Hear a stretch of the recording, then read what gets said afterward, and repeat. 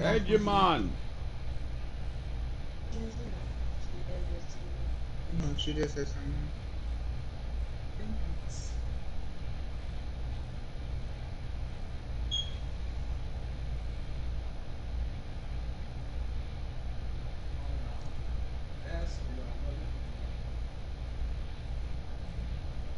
Honestly, I think that's not even that phone. That's the phone I got off my brother. Remember at the paper. That's it.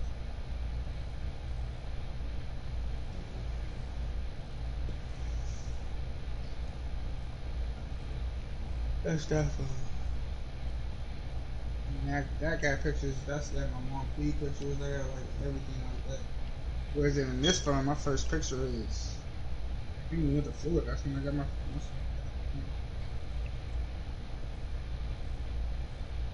No, my first picture. I don't have no pictures of exes or nothing. I got pictures of. No, I mean anything. Yeah. But you want to go through when you phone? So just shit.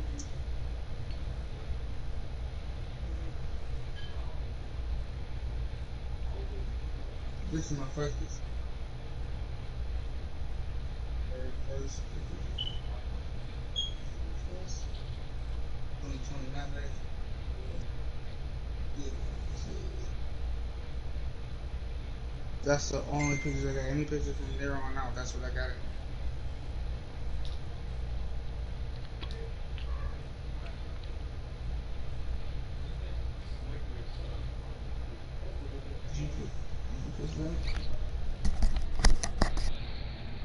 Hegemon.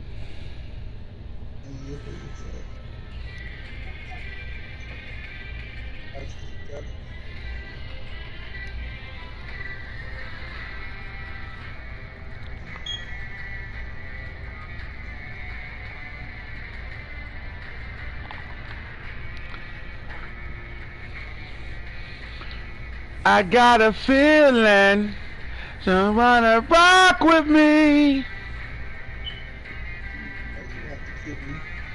Hegemon. You just asked me if I had any old stuff.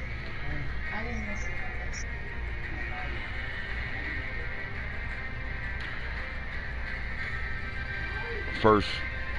to first 5 people that type their name in the comment section and showing that they're watching will get a star upgrade.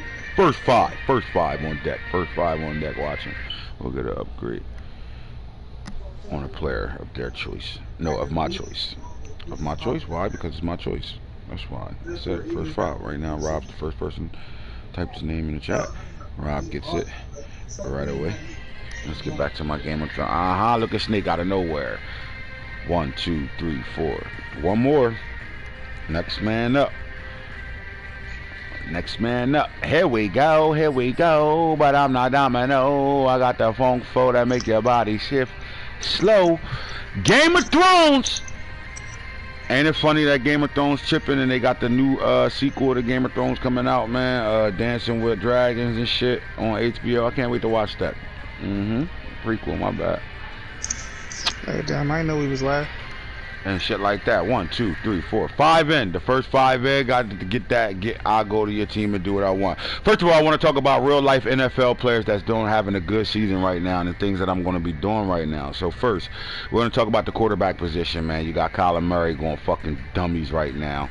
I think Lamar Jackson is having a really good start off to his career. And here's the to his season. And what makes him special to me is I think he's throwing the ball really well. He's shutting the critics up. Who else? You got Matthew Stafford, Tom Brady. These quarterbacks are having real live good seasons right now. I'll venture off to say even Matt Jones a little bit. is playing a little well. Out of the rookie quarterbacks right now, all of them had a breakout week for the most part. Mac Jones shot it out with Tom Brady. A lot of that was Bill Belichick knowing Tom Brady for 20 years and knows exactly what to do to make him frustrated and not really let him have a lights out game against a young rookie. And then on the flip side of it, they know how to protect their young quarterback very well with the check down system that they always had, even with Tom Brady there, to the point where they're deeming him young Tom Brady. But I think Mac Jones, in my opinion, is a +5. That will happen. All right, that's the quarterback position. Kyler Murray as well. I like the way he's playing. He's electric. Too bad he's a superstar already, but I think he's having an X Factor type year in real life and on the game. But guess what? Those type of things will not come from me on no upgrade gifts. Hell no. But I do think he deserves a +5. At the quarterback level, who else? Matthew Stafford, as old as he is, he's like Tom Brady. They playing at a high level. I think they deserve a +5 in their development. And then older quarterbacks, they need those +5s, right? Why? Because they're going to decline no matter what, because father time is not on their side. So that'll work out. Now, don't ask me if you're listening to the podcast, yo, bro, you said I get a +5 and shit. I want it on Tom Brady, but I want this, that, and this. Don't ask me shit. I'll do what I decide to do when I decide to do it. Simple as that. Asshole Ant today. Alright, who else? What other quarterbacks in real life is balling out right now that I should say that's balling out? I do like the game the rookie quarterback over there for the Jets had. But you know who else is playing lights out right now that deserves a probably more than the rest of those +5 guys right now? The quarterback for the Panthers, Sam Darnold, is balling right now. He's actually leading all rushers and rushing touchdowns with 5 of them this year. So he's balling out. I think he'd deserve a little bump up as well. At the running back position, you got guys that you wouldn't expect to be balling out right now that's balling out in real life. You got Singletary for the Bills, playing at a high level right now. And before injury, the running back for the Bears was balling out as well. We know what Nick Chubb and Kareem Hunt over there doing right now, but I do think Kareem Hunt is playing a little better than we expected to play. Although his overall is high already, I think he's balling out in real life. Who else? You know Derrick Henry doing what Derrick Henry do already, so it is what it is.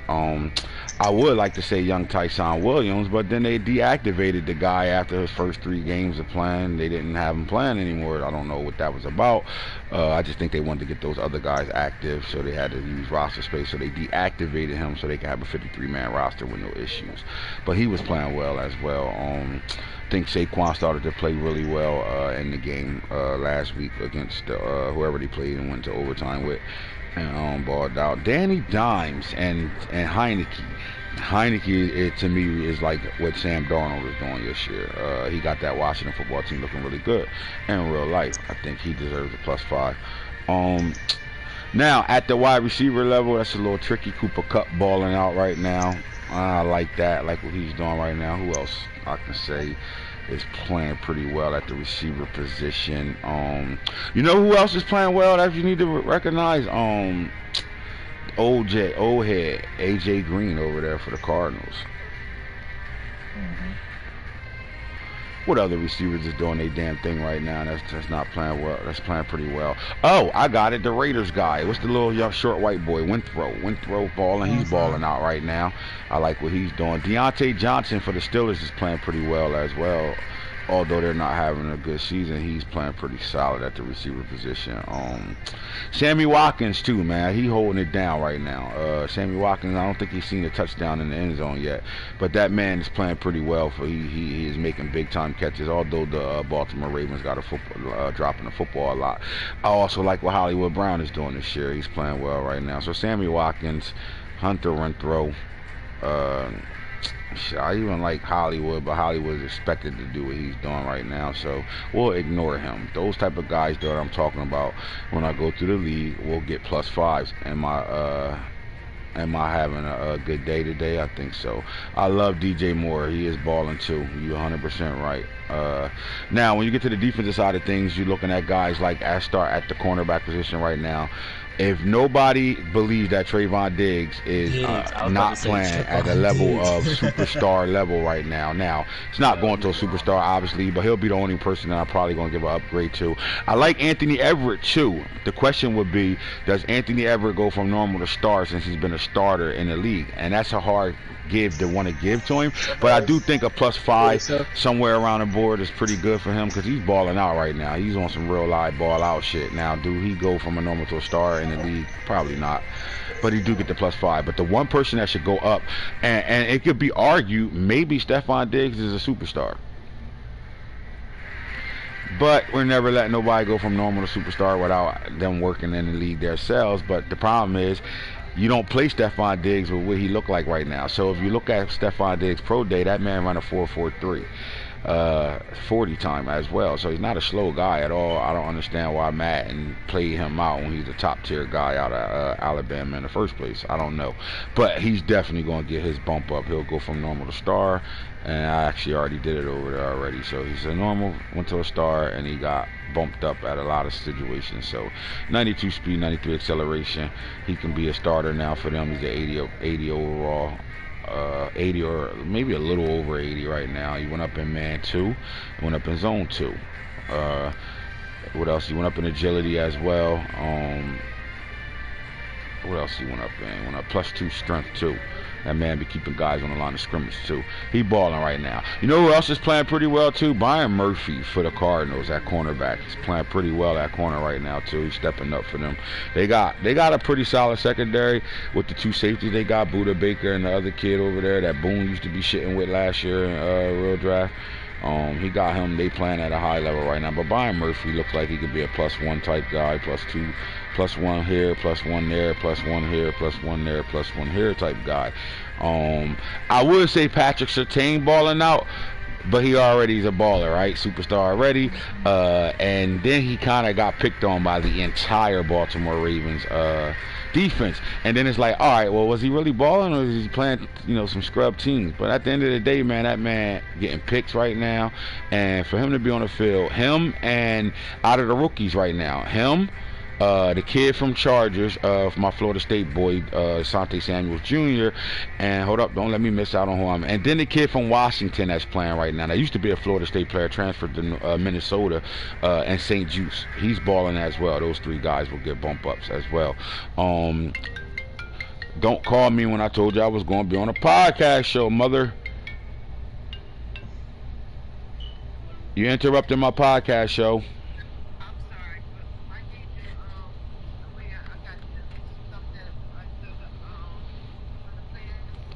Uh-huh. You need a what? What'd you say? Alright, I'll be there about 5 o'clock. After I drop Najee off the basketball practice, I'll be there. I heard you. Listen to what I'm saying now. I'll be there 5 o'clock.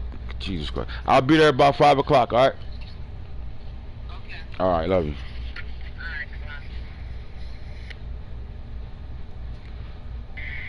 Let's get back to it right now.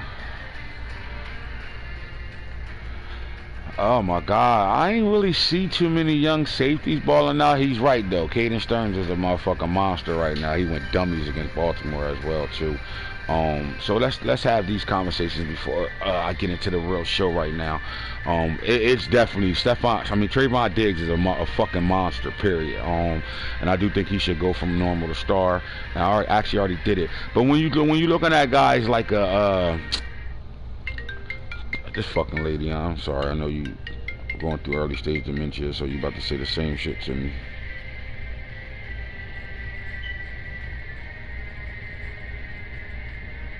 I'm gonna give her a second because she hung right up. Guarantee she gonna call right back.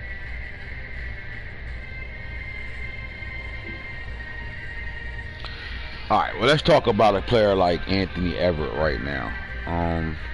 And then I want to talk about Patrick Surtain because I still think that's an interesting question as well too. And then St. Juice from Benjamin St. Juice from the Washington football team. I really like what he's doing. I think, he's been a day one starter. Probably one of those players nobody expected to be a day one starter at all, and he's starting. But this kid was a monster in high school and college, and I wish he would never transferred from Florida State because from Michigan. I'm sorry, not Florida State. I wish he would have never transferred from Michigan because I do think he would have been probably a higher drafted player. Like he probably would have had first round talent grade if he'd have stayed there. He went to Minnesota, sat out a year because he transferred, and then he balled out a little bit for them. But you're playing for Minnesota, so how good you really are sometimes get ignored. Because honestly, I think the same thing happened with Rashad Bateman. How they didn't know he was the best receiver coming out of college. To me, Jamar Chase or not, I thought he was the best receiver in the draft.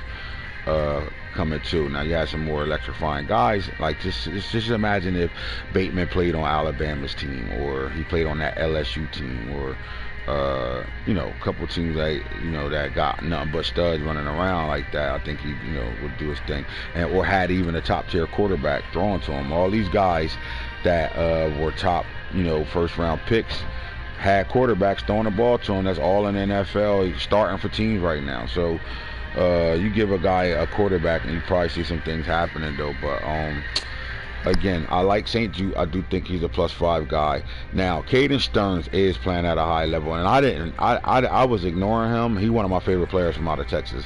I was ignoring him because he was playing for the Broncos, and I don't watch Broncos football. I watch Red Zone, but then they played a team that I watch every weekend. So when they played that team and I saw what he was doing, it made me go back to see like what else is this guy doing. And he's an animal right now. He's going bananas. And then here's the thing: he ain't just going bananas in real life. He's on the game going bananas too. All right, because at the end of the day, he got his real pro day numbers and stuff to him, so he's already a good safety right now. But I do just think he's part of that conversation and deserving something. Now, when I go back to Anthony Everett, I will make a case for Anthony Everett as well. My question is, does anybody else agree with me? About Anthony Everett. He's playing lights out this year, bro. Like here's what's gonna happen. You know how when injury, this is the sucky thing about an injury.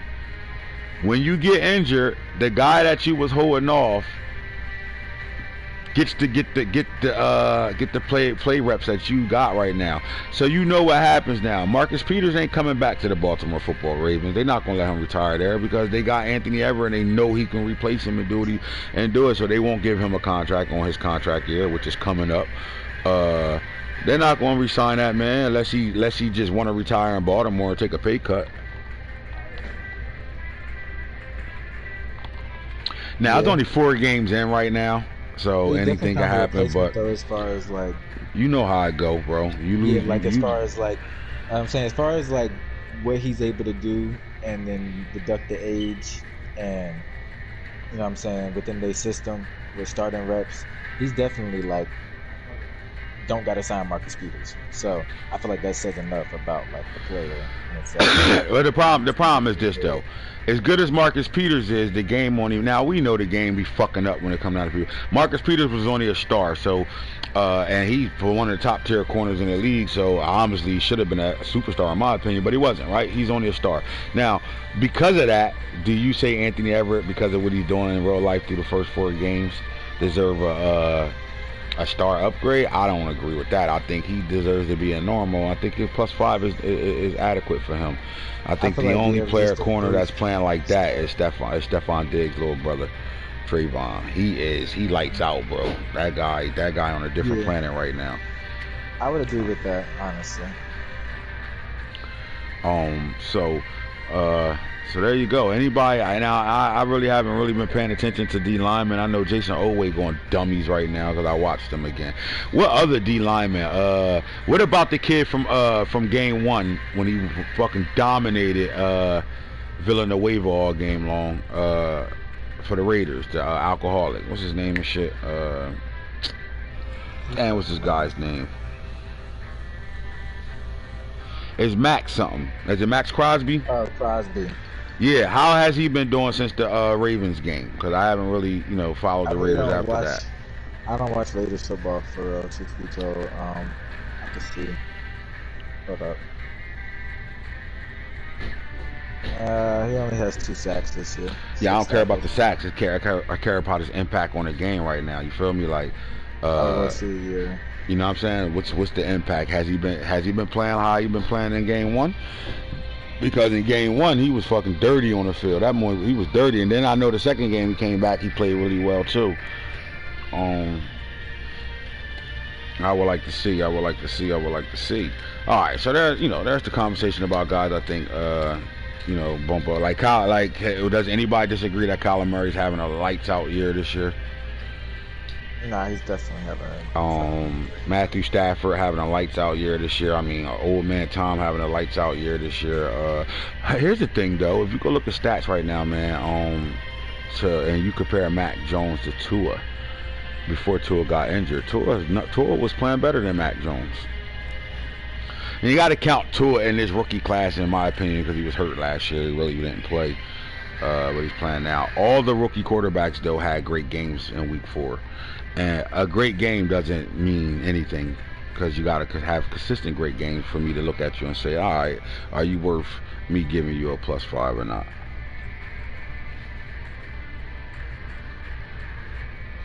I'm trying to really think about anybody else on defense. Anybody that I'm missing out on right now? Gregory Rousseau? He's playing well?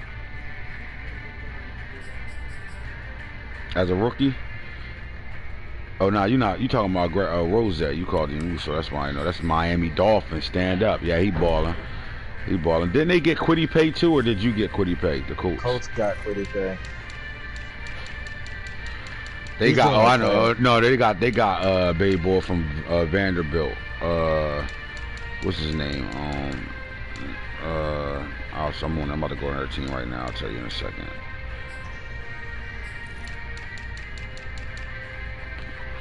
Yeah, Parsons balling out. He already balling out though. Yes sir. Basham right here. Carlos Basham Jr. How is he doing right now? He's gonna be a stud too. Gregory Rose. Come on, Jimbo. How you say his name, bro? You're a Miami fan. Are we saying his name right? I'll call him Ricky Rose. Gregory Rose.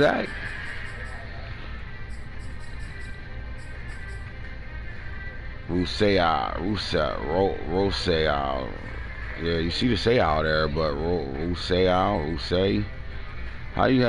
It's Slater O-line. Yeah, he balling out. Kyle Pitts is the X factor on the game already. Like he's a monster. All right, man. Who? Devontae Smith. Devontae Smith, man. Devontae Smith. I think he's a superstar. I already moved him up. I thought the Heisman winner always should come out on superstar. It was the fucking Heisman winner. Let's go to, I think he is. Let's go to the Eagles.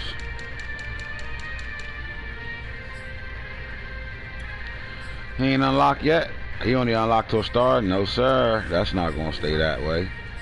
No, sir. No, sir. No, sir. No, sir. No, sir. So here's what we're going to do. This is what I'm going to do. We're not going to do +5s. This is what I'm going to do. We're going to go to... I'll be back. No doubt. We're going to go to the Broncos, and we're going to look at Caden Stearns. He's already a dog right now, as it is, right? So then I'll decide, what do we want to do with Stearns? Where's he at? Alright, so look at Caden Stearns, and he's already up to a star himself right now. So then he will have to be a +5.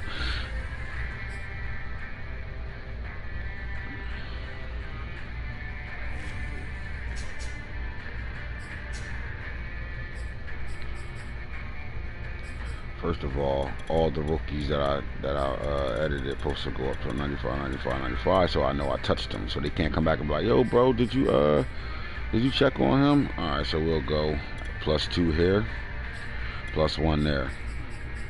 We'll go +1 here, +1 on play rec. That's your 5. You're out of there. Good job, Caden Stearns. Keep balling in real life, my boy. You're gonna be an animal right now. All right, so Yeah, Michael Parsons is balling right now. Go ahead, hold on. JOK balling too. Hold on, let's go where JOK has made a team change right now. So let's go look at that. JOK, left outside linebacker or right outside linebacker, or do we got him in the middle? We shall see. JOK. So they got JOK hidden. He's gonna be a star, right?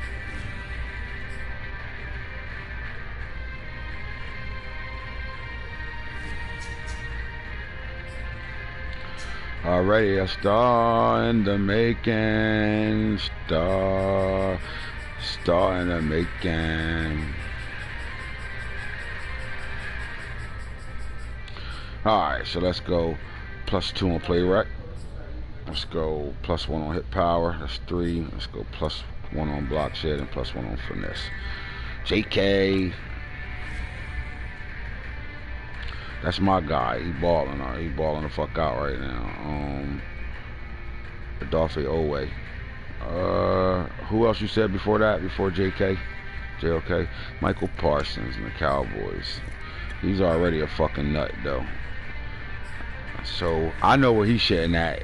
When they put him at outside linebacker or DN, he's going crazy. So that's where we're gonna go with him. So let's get into it. Let's go backwards and up. Let's get right here. So we'll go +1. We'll go +2. That's 3. We'll go that's 4. And in pursuit, we'll up 1. There you go, Michael Parsons. You got your 5. Who else you said, Mike? The Ravens. Oh wait, he already balling for me though. Really, I don't think he is balling though. I already got him to a what you say? He's already an X factor. I'm not going. I don't think I really need to do shit to him. Y'all going to the store? Who's I'm? Which one of my kids is saying that? Alright, let's look at his. We'll go +1 here. We'll go +1 here. Let's go +2 there. We'll go play rec. What's that? 1, 2, 3, 4. Play rec. And then we'll come back down to pursuit and go +1. Matthew Judon is balling right now. J.K. Dobbins ain't balling. He motherfucking ain't even playing. Fuck is you talking about? Nigga got a knee injury. No. Alright, who else? Not Michael on defense that we're not talking about right now. Oh yeah, let's go back to the Bills and give him his bump up. Bills. Defense end. Rose. Ricky Rose.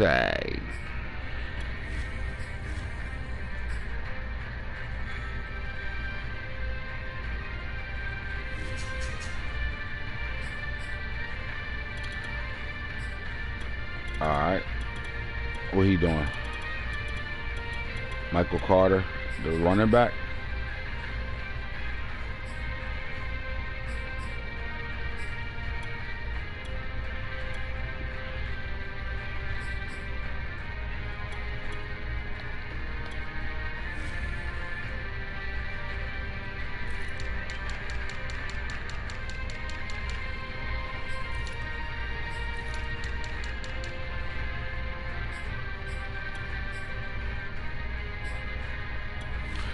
Say that again. What'd he do?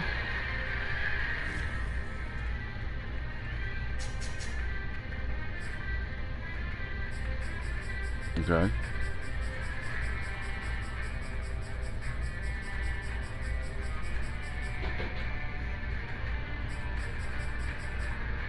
All right, so let's go +1, 2, 3. +1, 2. There we go.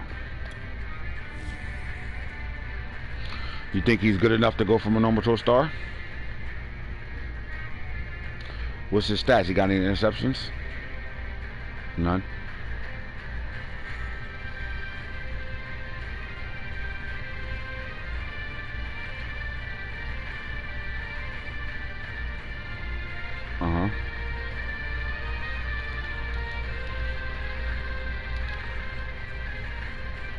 Kansas City Chiefs.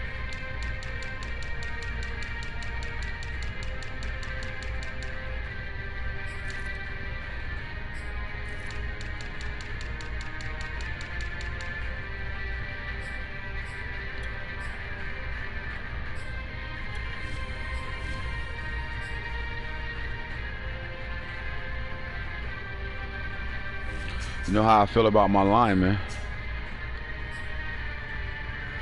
So we'll go, let's go down here.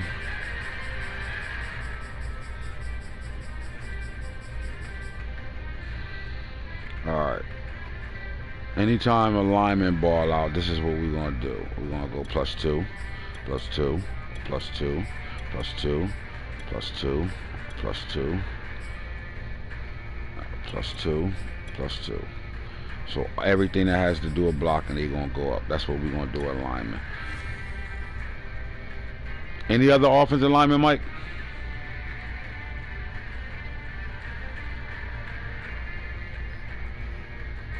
He balling. He balling right now. Chargers. I went the wrong way. God damn it.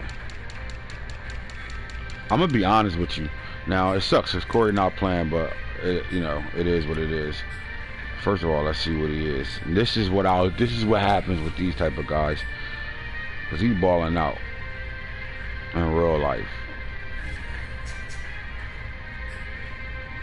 Discipline. Alright. So we do what we always do with the other linemen. So we go +2. +2. +2. Should we move him from star to superstar? Damn, +2. +2. Nah. +2. +2. +2. There we go. Now I'm not going to, yeah, because Corey not playing. If Corey was playing, I would move him to a superstar. Go ahead. I'm listening, Mike.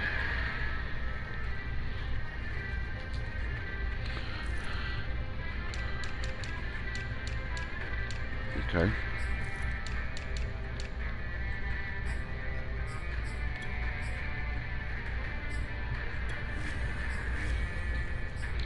Stop right there. Stop right there. 4 deep passes on the season. He going yard, right? He going yiggity. So let's get to it. Give me a second. Let me get to him. Let's get to his catching stuff.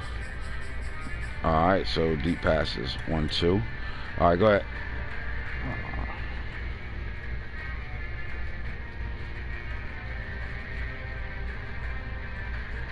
Mike, they can't hear you, man. Share your audio voice. Go to party settings. Party settings, like you Grace, send the invite out, but then go to party settings.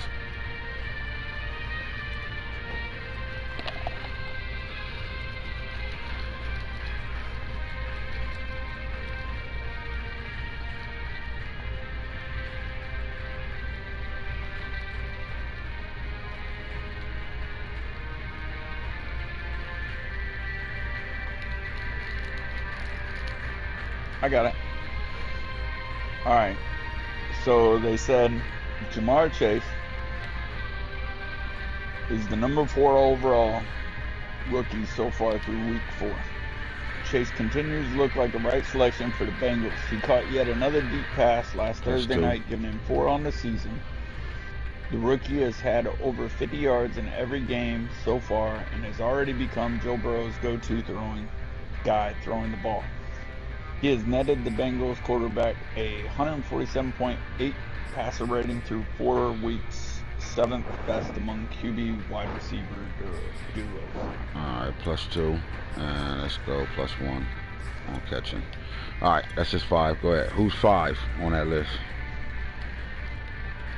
So 1 was JOK, 2 was Creed Humphrey, 3 was Rashawn Slater, 4 was Jamar Chase, and 5th is cornerback Nate Hobbs on the Raiders.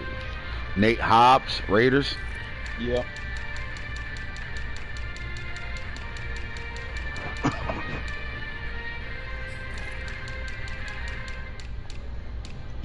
Hobbs continues to make plays in the slot for the Raiders defense. Of his 15 targets so far, only 5 have resulted in a first down, and they have gone for a total of 84 yards. He even got snaps at outside corner on Monday night after Damon Arnett went out. I think I forgot him, bro. I don't even think I gave him. Yo, Guns, can you look up his 40 time? Nate Hobbs, +3 here. +1 and +1. I might have forgot him because I could tell, look at his pursuit on the 74. That's how I know I ain't touched him. You can see his play right, yep. I ain't touch him at all. Give me his 40 time real fast. I don't want to slow the show up.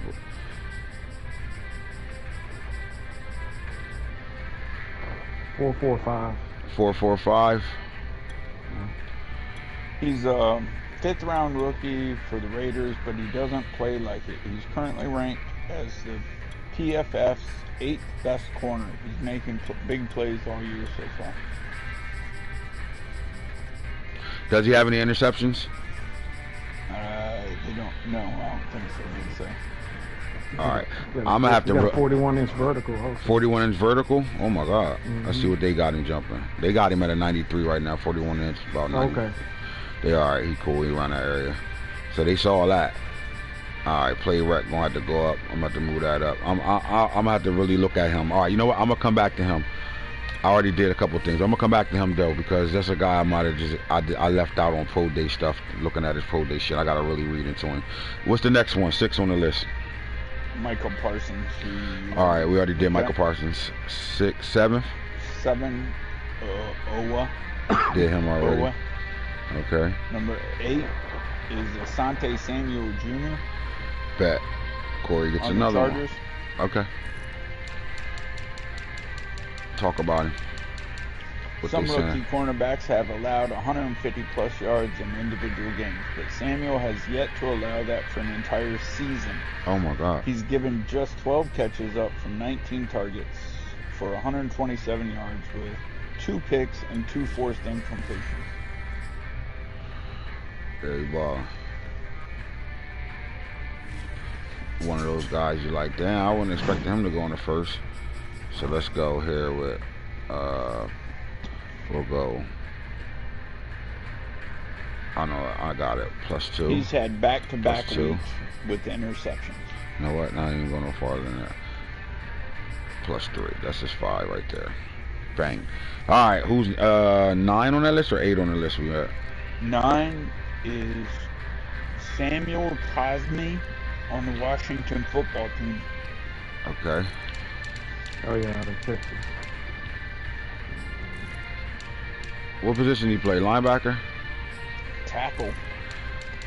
Tackle. Cosme already looks like a plus run blocker for the tackle position. I know I forgot about him. Look at this guy. I ain't even touch him. Shoguns, make a note there too. Gotta look at his pro day.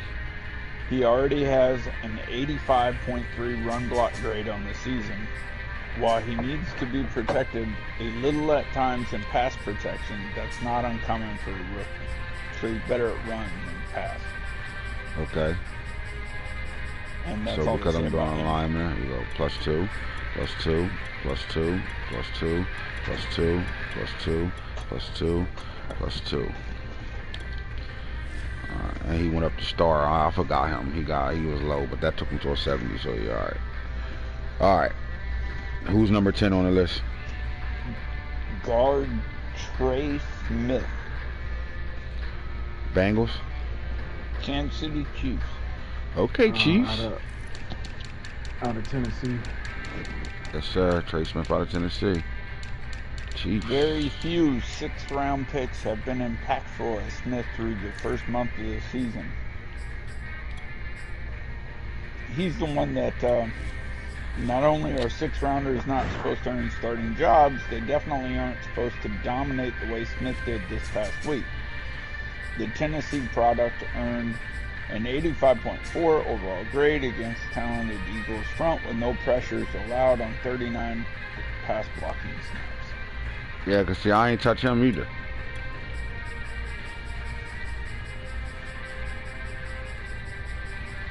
One, two, 1, 2, 1, 2, 1, 2, 1, 2, 1, 2, 1, 2, and 1, 2. That's all they went, right? Top 10? Nope. Who's number 11? Rondell Moore on the Arizona Cardinals. Wide receiver. He flying, he balling right now, too. No, not that he's flying. Okay. Moore continues to make plays every time Kyler Murray looks his way. He leads the entire NFL with 8 broken tackles after the catch on 16 Stop right there, stop right receptions. there, stop right there, stop right there. Stop right there, that's big. Stop right there. Broken tackles. Let's go 1, 2. Go ahead. with 8 broken tackles after the catch on 16 receptions and has yet to drop a pass. 1, 2. Go up +2 on cut. That's 4. And we'll go 5 here. There we go. All right. Number 12. Michael Carter, the second, the cornerback you already touched. All right, did him already. Number 13, Javonta Williams, Denver Broncos. Javonta, my guy. That's my boy. Oh my God, you know that's my guy from Real Draft. Broncos. Williams Broncos. continues to be near impossible to bring down on first contact. Let's stop right there. And he probably got all that plus shit next to him anyway from that coaching tree shit. But hold on. Let's stop right there because they'll drop at the end of the year. Season over with. So we'll go right here. And we'll go right to his break tackles. +2. Go ahead. Trucking +2. He's broken 2 tackles on 8 receptions and 17 tackles on 46 carries this year. His run against the Ravens in Week 4 dragged the shit out of impressive we've seen all season. All right, so +2, +2, and we're gonna go. We'll go with Stephon +1. That's just 5. All right. That's it on him. And then Mac Jones, New England Patriots. While Jones hasn't packed a stat sheet, the quickness and accuracy he's displayed have been impressive. His 76 Quickness and accuracy, you said? Huh? Right. Okay, hold on. Yes, but he's got a 77.6 adjusted completion percentage, is far and away the highest of any of the rookie ranks, 9th among all quarterbacks headed into Week 5. So he's the best rookie quarterback. So quickness. We'll go 1 there. Throwing the ball, accuracy. We'll go 1, 2. We'll go 1 and 1. Alright. He done. Next person. Now, next person, there's a caveat to him. Greg Newsome is second. Greg Newsome? Yeah, on the Browns. Yes, sir. Good dog. It's a shame he went down with a calf injury in Week 3 against the Bears that has him now week to week.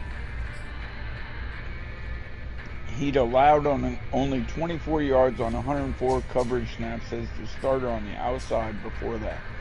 The fewest in the NFL for any corner with at least 100 coverage snaps. Alright, +2 press.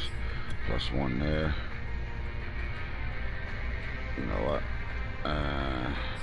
What's that? 1, 2, 3, 4, 5. That. Alright, anybody? What's else? That's it. That's all 15. Alright, all 15 top rookies playing in real life. That's balling right now. Congratulations to you guys. Alright, now let's get into it right now. Welcome to the show. If you're just tuning in right now, it was Show Love Wednesday, Thursday, whatever the day is. Show Love Thursday. Now we gonna get into some shit. You know what I'm talking about? We gotta get into some shit because that's what we do. We get into some shit. And when I get into some shit, we gotta get into it and talk about it. So let's get to it right away.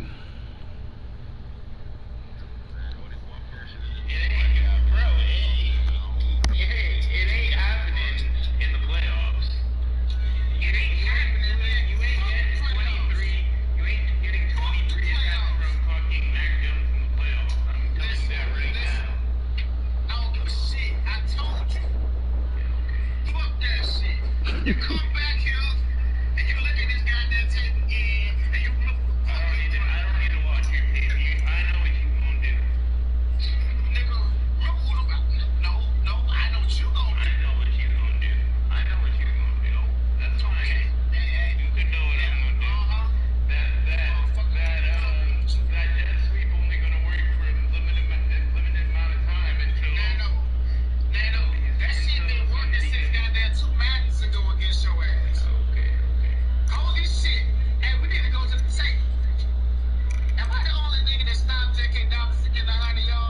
Am I the only nigga? Hey man, Nano, man, you gotta take this shit right now, my nigga. They can do it, my nigga. Nah, they don't fucking take it. Kid, got no fucking choice. I'm not to get off. Nah. Get the fuck off. Get off. No, I made you get off. I'll be on Monday, bro. Oh my God, you want the day? Damn, Monday? Nigga, the box. I'm busy tomorrow. That's why I wanted to play tonight. No, yeah, my nigga. Sunday off? Yeah, I got shit going on. Hey, I thought we were gonna talk about our losses together tonight, bro. We both took a L, my nigga. Hey, man, no, real shit, no, good game, bro. You know I'm fucking with you, man. Hey, no, don't get it now. Right now,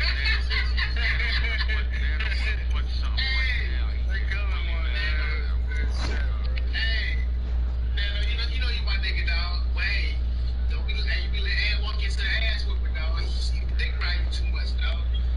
Hey, look at Ant, he can't be saying that. He like, I called it did. He like, I called it did walk you into this, so I ain't gonna say that. I definitely ain't saying all that. I ain't saying that at all. I stand by what I say. Hey. I said year one, regular season game. Hey, they really left. All that niggas saying, fuck it, I'm out.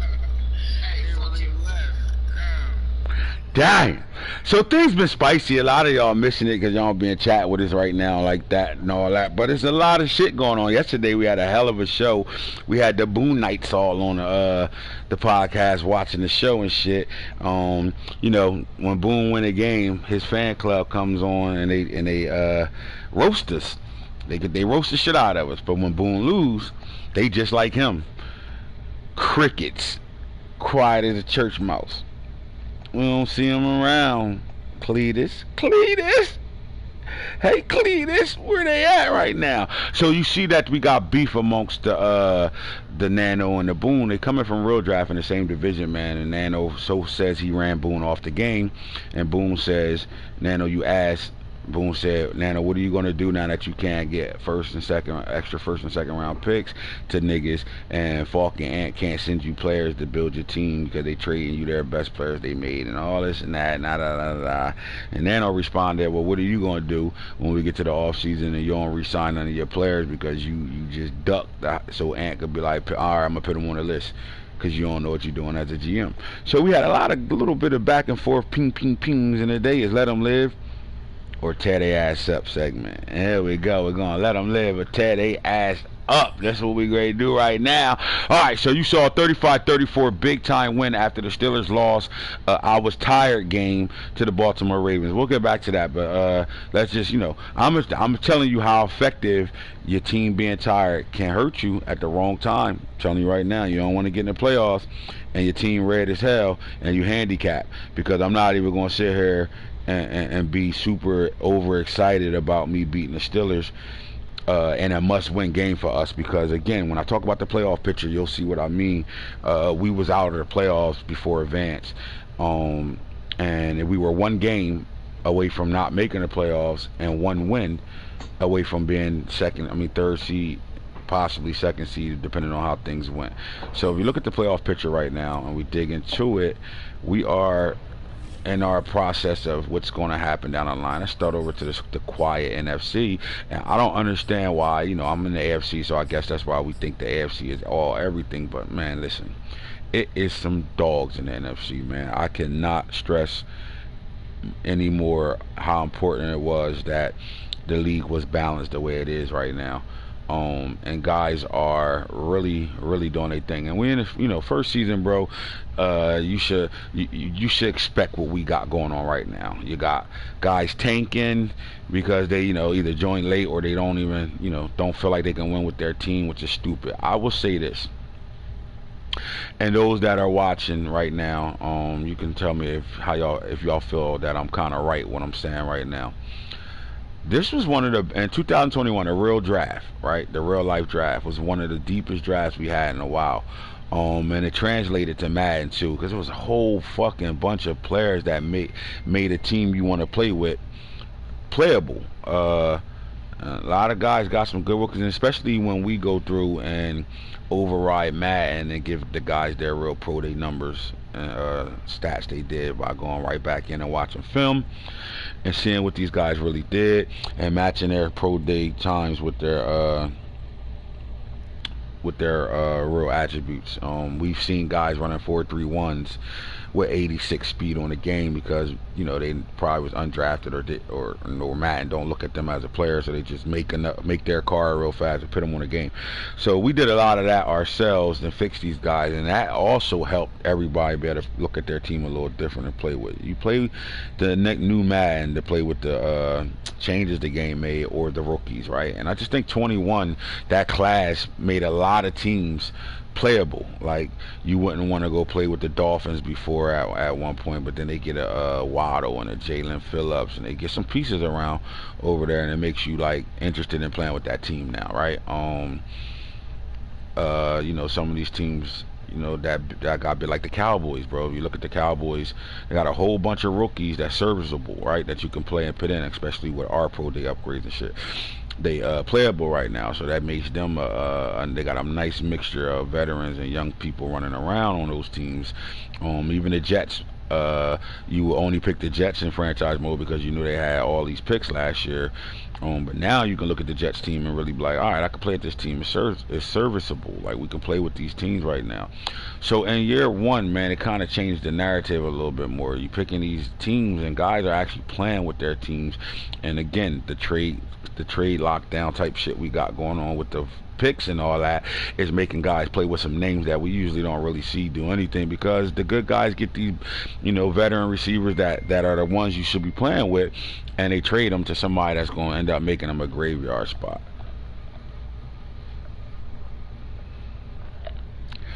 So with that, if you dig into what I'm talking about right now, you got some teams up here in the playoff hunt right now. So again, you got the tank guys who are, it's funny because those guys that are tanking, I've been saying it all year, the guys that are playing their games and tanking, and if they win type shit, they solid. But the guys that are tanking and not really playing their games at all, you got a situation where scenario engines kicking in this game. The scenario storylines are the shit, and your coach get fired. That means you don't have a job in this league anymore.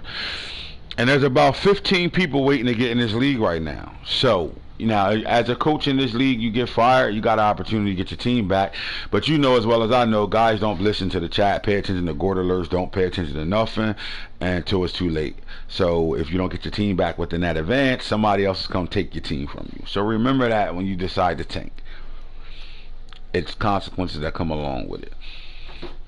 Remember that, alright? Now, the guys that are playing their games and trying to win a Super Bowl year one, are sitting in your face right now, and some of them are outside of the playoffs looking in, that was just in the playoffs before we advanced. Some of them still got playoff shots, and some of them are fighting for position in the playoffs. So when I talk about the league and what's what, we talk about the AFC, because I'm over there, and the question is the AFC better than the NFC?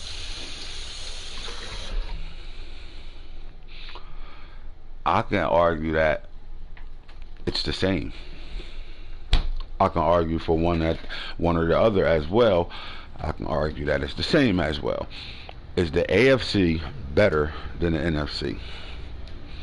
Coaching, the players over there coaching the teams they got, are they better than the NFC?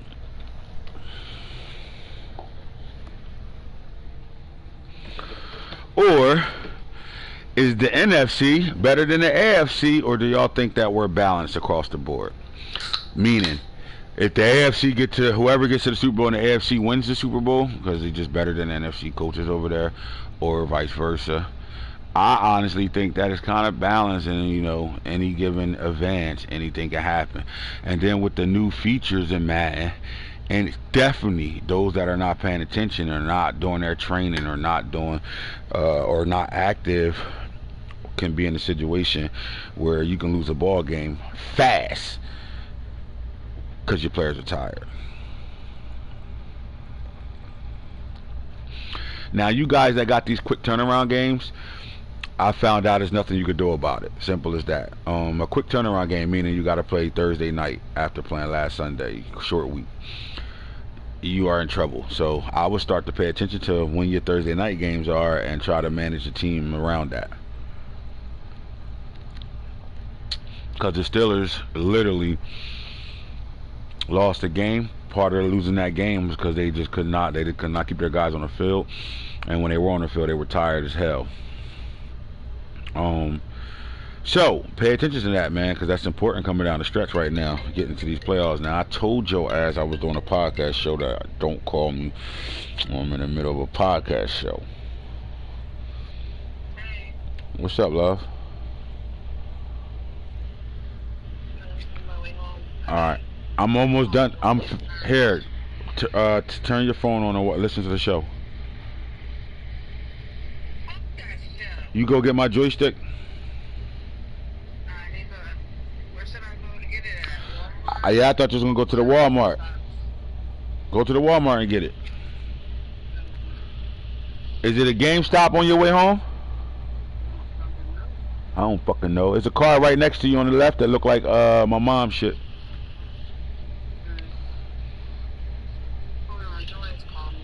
That's fine. I'm gonna send you the God damn it. Get my fucking joystick. Let me send her the link to this shit so she can have something to watch while she's coming home. Need a joystick. Motherfuckers was cycling through for nothing yesterday.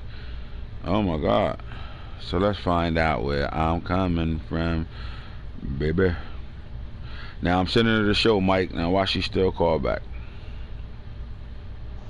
She's like, why you send me the link? I told you, fuck that show. Alright, fuck that shit. She gonna talk shit. As soon as she get on, if she watching and she type her name, says something there, she ready air motherfuckers. Guarantee she know all y'all. Alright, so here we go. Tell her you need that PS5. Man, nah. Not yet. Come on, cat, get the fuck out of here. Alright, so let's get back to it right now while we got 9 that's showing themselves and another 15 that ain't paying attention, my guys. Here we go. So the number 1 seed in the NFC right now is the Cardinals. The number 1 team in the AFC right now are the Patriots. So Coach Nano has the number 1 seed, the first round bye as of right now, and Coach King Falk has the number 1 seed and number 1 and the only bye in round 1 right now. We got a lot to get to when it comes down to those situations with these guys right now. Nano has 2 losses on the year. Falk has 1. And they're really only a game away from not having the number 1 seed, so it's still too much football left to say this is a lock right now. And then the mighty Cardinals, who were 11-0, ran into a Bears team and got smacked, and that might have, I know it's only 1 loss and all that, but you know how we are as press. You know how we are as analysts. We see weaknesses in the team when they get their ass whooped like that. It's some kinks in the armor, right? The fucking Justin Fields and them put it on. Khalil Mack went dummies. They kind of controlled that game all the way from start to finish. And you saw some of the holes that the Cardinals actually have get exploited. So I don't know what their schedule is like remaining right now, but they didn't show they are as tough as we thought they were. The coach can coach, but so much coaching you can do before the players you got on your team get in your way. They'll send emails when they in stock and push you straight to the checkout. That's how I got mine, no doubt. Boy, Matt, you always got information and shit. I'm gonna get with you about that shit you sent me too. Alright, so as of right now, the number 2 seed in the league is the Tampa Bay Bucks, who we deemed the favorites to get to a Super Bowl year 1 in the NFC right now. And their 7th seed fighting to hold on to the 7th spot right now are the New York Giants with Daniel Jones, Daniel Dimes, Daniel Son, whatever you want to call him, is fighting right now, and they're matched up with the great grandpop of the league, Tom Brady. Number 3 hot team, Chicago Bears, are right now has this number 6 Vikings, who are holding on to their playoff lives as well, because right now we got 3 NFC North teams in the playoffs right now. Can that hold? Because the NFC East is crazy as well right now too. So we got 2 guys from the NFC East, 3 from the NFC West. NFC North, and 1 NFC West team right now. There she go. What's good, honey? How are you?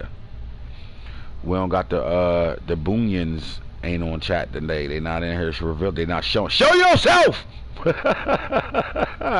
Show yourself. Fuck y'all that. Show yourselves.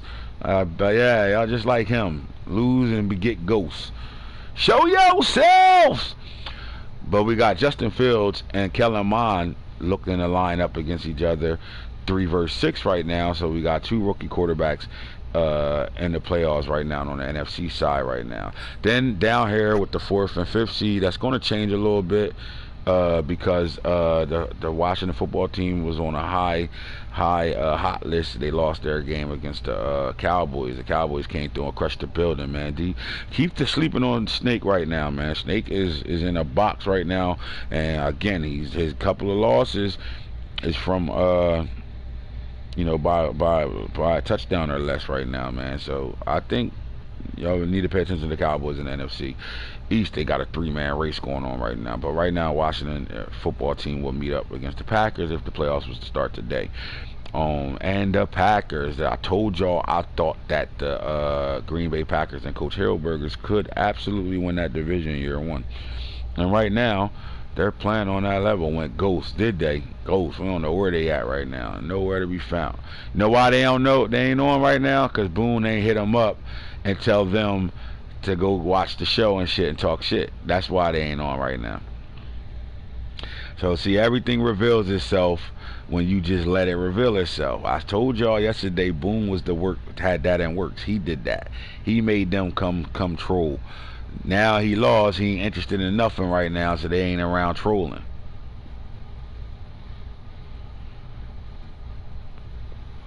What's the NFC wild card records? I'm gonna make a run at it. We'll get to that in a second, my boy. I got you. All right. So as you can see right now, the teams that are in are the Cardinals. I can almost guarantee the Cardinals are locked in the playoffs with only 1 loss right now. Especially if the Tampa Bay Buccaneers are locked in because their division. They dominate in their division. All those guys got losing records right now, except for him. All right, so again, NFC Cardinals holding number 1 spot down. Number 2 seed is the Tampa Bay Buccaneers. Number 3 seed is the Chicago Bears and Justin Fields. The number 4 seed is Washington football team and Antonio Gibson. The number 5 seed is the Green Bay Packers and Aaron Rodgers. The number 6 seed are the Vikings and Dalvin Cook. And the number 7 seeds are Saquon Barkley's New York Giants right now, and Kyler Murray's Cardinals in that 1. Now, on the other side of things right now, the picture looks like this. Number 1, J.K. Dobbins and the New England Patriots are sitting at the 1st seed with 2 losses. Every team behind them are sitting on 3 right now. The number 2 seed are the quiet, sneaking back right up to playing really good football, looking like they can, be the front runners to win the Super Bowl year 1. The Broncos and Coach Jimbo. The number 3 seed are the overpowering, highest overall team in the league, Cleveland Browns, with a 92 overall right now. No team is in the 90s right now. Maybe offense, maybe defense, but as an overall, no team is there right now. They're 89 overall with a 92 offense. So they are that team right now, sitting at number 3. Number 4, you got the Jacksonville Jaguars. Now, I said they will win the AFC South. It's not over yet at all. You got Mike and you got the Titans and Los. They are still pushing the Jaguars for that division, especially since the Jaguars coming off of a loss to the Titans. So we shall see how things go there. And the only reason why the 10-3 Dolphins are at seed 5 is because they have a division mate sitting at seed 1. That game's going to be important. Neither one of them really got anybody left on their schedule that should really beat them. Not saying they can't lose, but right now they shouldn't lose to nobody else until they match up with each other. With the Patriots having a 1-game lead on them right now, that's going to be a big game. Can he come through and sweep the building? And I know he cares about this. If he don't think he don't, then he'll act like he don't. But he cares. He was able to beat me. He took it to max. Can he take it to Nano second game? If he can complete the cycle, that's something that he's gonna be super proud of. I beat and his sons. Yeah, bro. Told you. We start over. You know what I mean? Yada. Anyway, they 5 right now, and he got Jalen Waddle over there. He's the front runner of that offense right now. Jalen Waddle balling for him right now, 5 seed. 6 seed are the Ravens after beating the Steelers and the Browns in back-to-back weeks. They are most likely going to jump to the number 3 seed at advance right now. But the Lamar, Iceman, Mar, Baltimore Ravens are 6 seed. And then you got Najee Harris and the Steelers. And Mike Tomlin up there sitting at 7 right now. That's your picture. That's the playoff picture. Now, with the playoff picture that you see right now, they only computing what they see on how things are right now. But you know as well as I know, you got to go to standings to really get a good picture of what's what right now. All right, so let's start with the AFC. The number 1 seed again, 11-2, are the Patriots. They're literally 1 game away from not having that number 1 seed. Now, if things went well and the Dolphins won and the Patriots lost a game and everybody else won, the Dolphins will get the number 1 seed, right? Then if the Dolphins don't win their game, the Broncos are in the next line to get that number 1 seed. So the fight really is between the Patriots, Dolphins, Broncos. The Ravens too, but if he finished with the same record as the Broncos and the Dolphins, they will jump him because they had the head-to-head. So here go your 7 teams right now that's in the playoffs at this point right now. Patriots, Dolphins, Broncos, Browns, Ravens, Steelers, right? Then you got the Jaguars down here. The odd teams looking out to get in are the Bills after they just lost to the Patriots. In a 40 carry game by the Patriots and J.K. Dobbins and the rest of the bunch. The Bills is in trouble. We'll talk about that in a second. Then you got the Chiefs sitting at 7-5, right? And you got the Colts fighting with the Jaguars. Now see, the Colts and the Jaguars and the Titans all got to play and fight each other out because that's their way in. The winner of that division gets in. There will not be 2 teams getting in from that division right now. And that's it. They were your top guys right there. That's playoff bound. Everybody else is getting their ass whipped right now. So they're not having a shot to get in the playoffs whatsoever. And the NFC side of things, you got the Cardinals 11-1, and the Bucs is right behind them, 1 game out right now. Saying, not so fast, my friend. Don't slip up. Don't lose another game. Football team is going to drop, but they still going to be in the playoff run right now. And then you got the Bears, the Packers, the Vikings, and then you got guys like the Giants, and then the Cowboys, even the Rams, even the Eagles, even the 49ers, all have a chance to still make the playoffs right now. So, you know, even these guys with 7 losses right now, they can't lose another game, and they probably going to need some things to happen with some of the guys in front of them right now. But the Cowboys is in the mix, not only for making the playoffs, but for the division. So is the Giants. They're still in the mix to either win the division or stay in the playoffs. Vikings as well, they're fighting for their playoffs lives. And I would say at this point with 6 losses and those 5 lost teams in front of you right now, it's possible you're not even going to be in the playoffs after advance. The Cowboys is going to jump you. So the Vikings have to win out right now as well. And that's your playoff picture, and that's what's going on right now. Oh God, you talk about pieces and players right now. All right, so the Steelers after advance went back down to 3rd. The Baltimore Ravens at advance will be at the 1st spot in the AFC North. It's not over. There's a lot of tough games left for this AFC North schedule right now, so it's not over. This is going to be a fight down to the end, guaranteed. But the Baltimore Ravens are going to take over the number 1 spot in the AFC North. In the South right now, as you can see, it's a 1-game lead right now. Jaguars are 6-7, and if the Jaguars lose again, the Titans could jump them. I think did the Titans sweep you this year?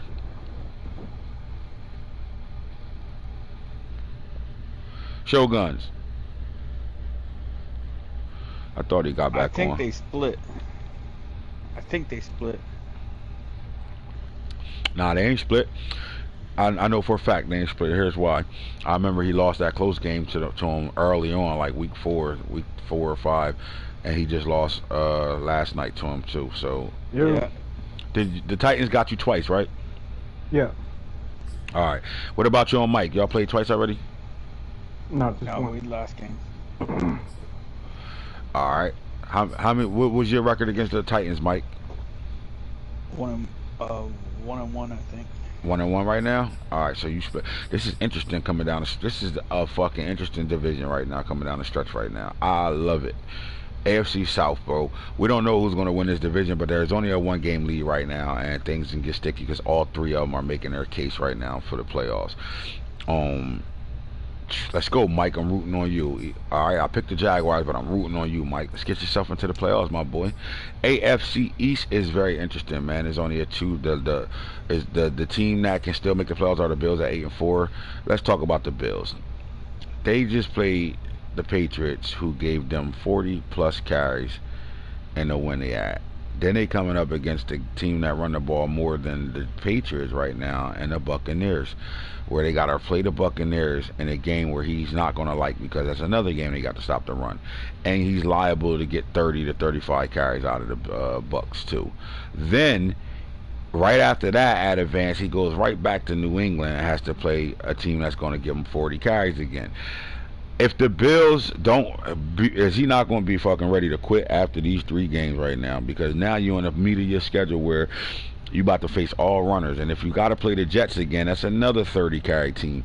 So I know the Bills need to be right now getting his motherfucking practice on to figure out how to stop the run right now, because he's about to get both for 3 teams that's going to give him 30 plus carries. So I know he's gonna be frustrated as shit right now. He's sitting at 8-4. His pitcher looking good. They just stopped his 6-game winning streak, but he got some runners coming up that he got to deal with, and that's his Achilles heel.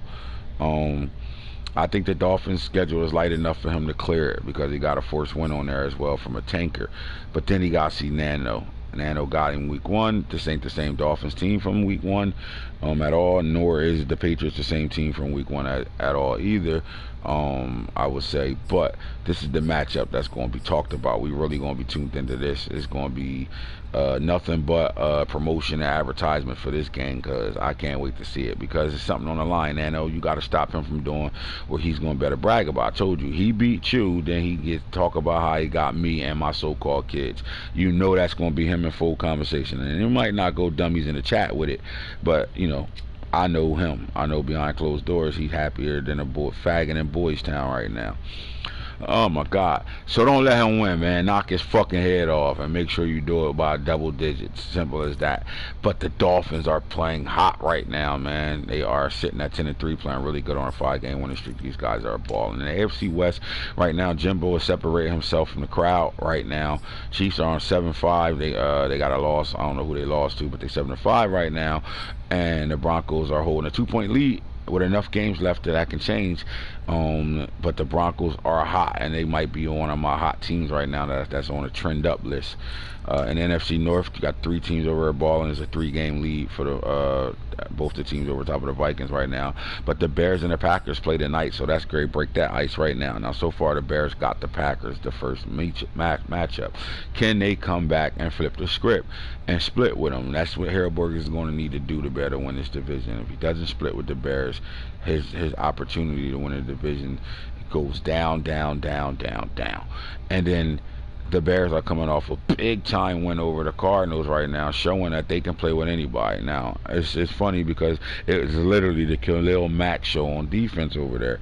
One man can change a ball game in the NFL. In a game where it's an ultimate team game, you're seeing individual players change ball games though.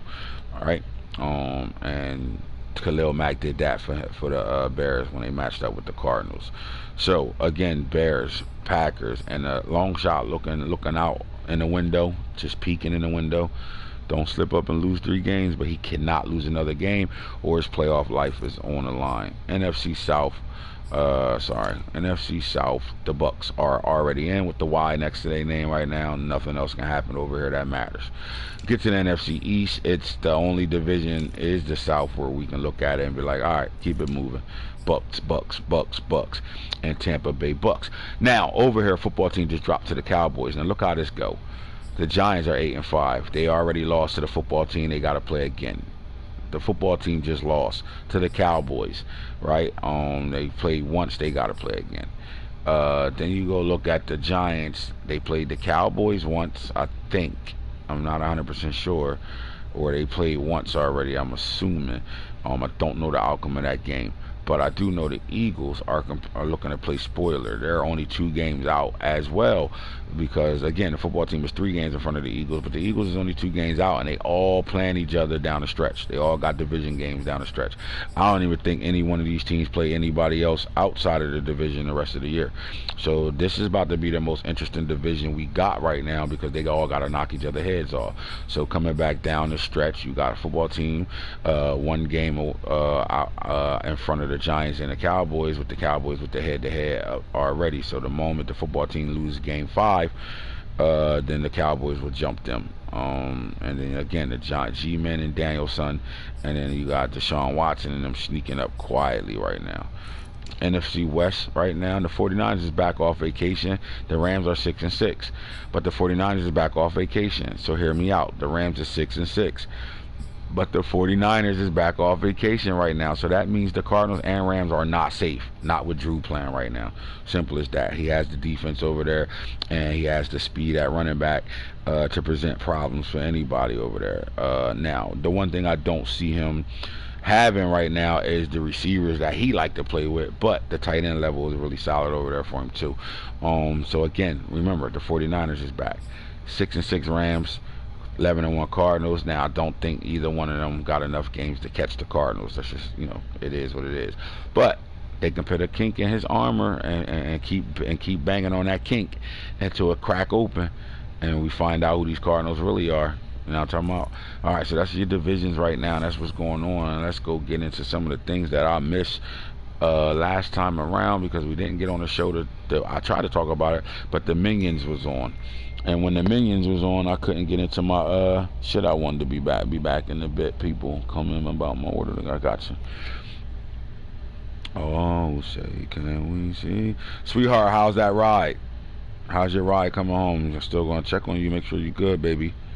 Baby girl, who are you? Who are you? Baby girl, who are you? Who are you? Baby girl.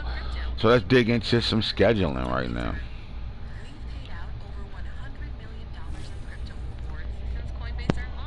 I need some mouths to feed.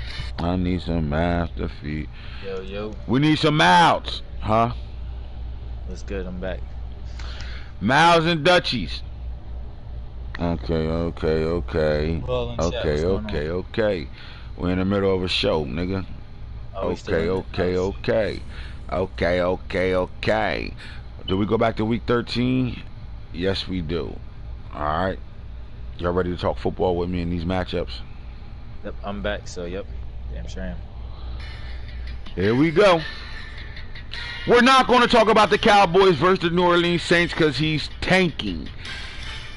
Let me ask you this. When he's done tanking, will he win ball games, or he'll still look like he's tanking next year?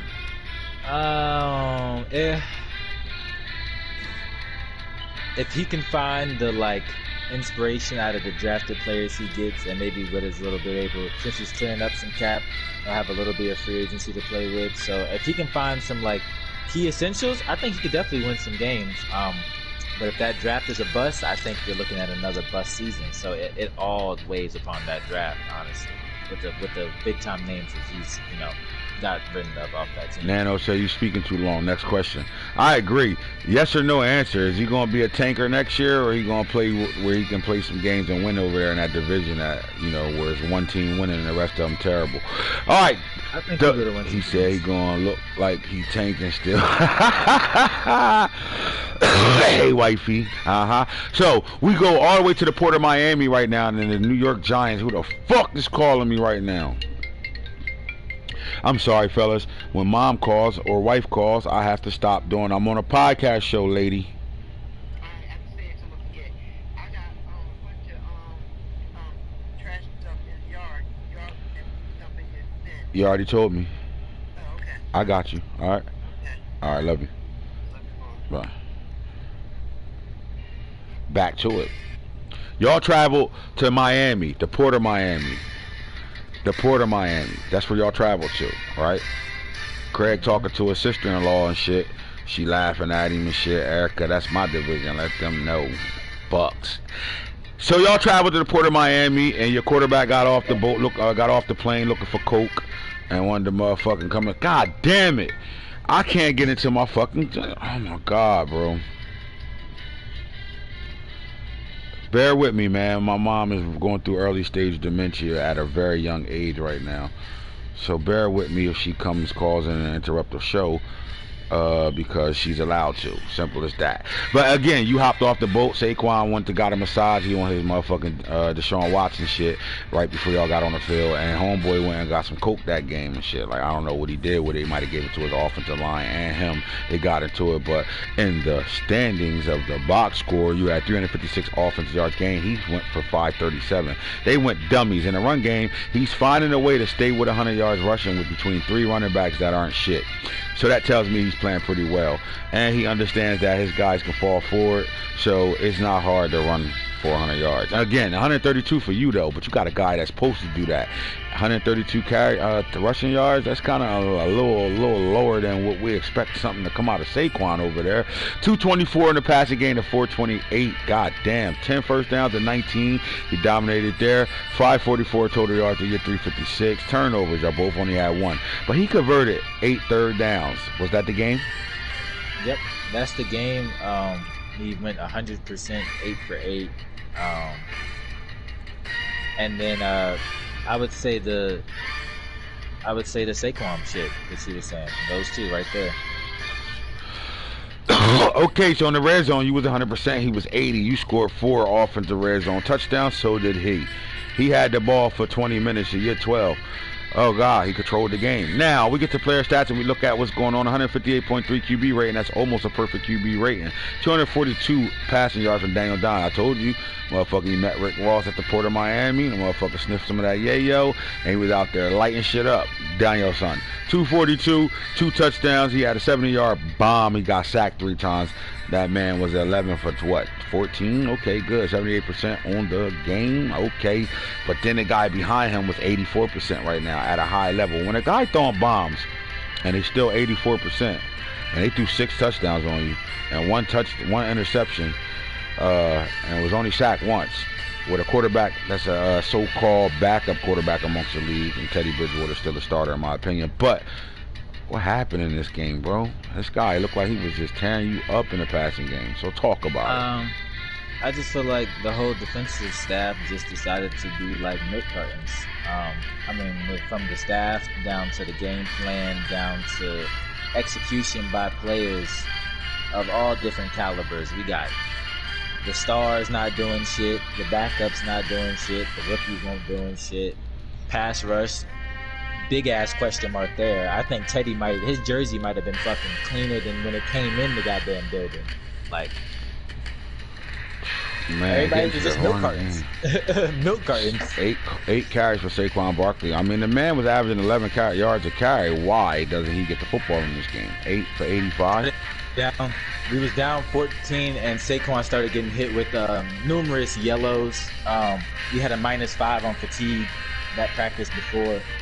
Saquon was getting hit with numerous yellows. I think that's why you see some runs from Daniel and LaVisca.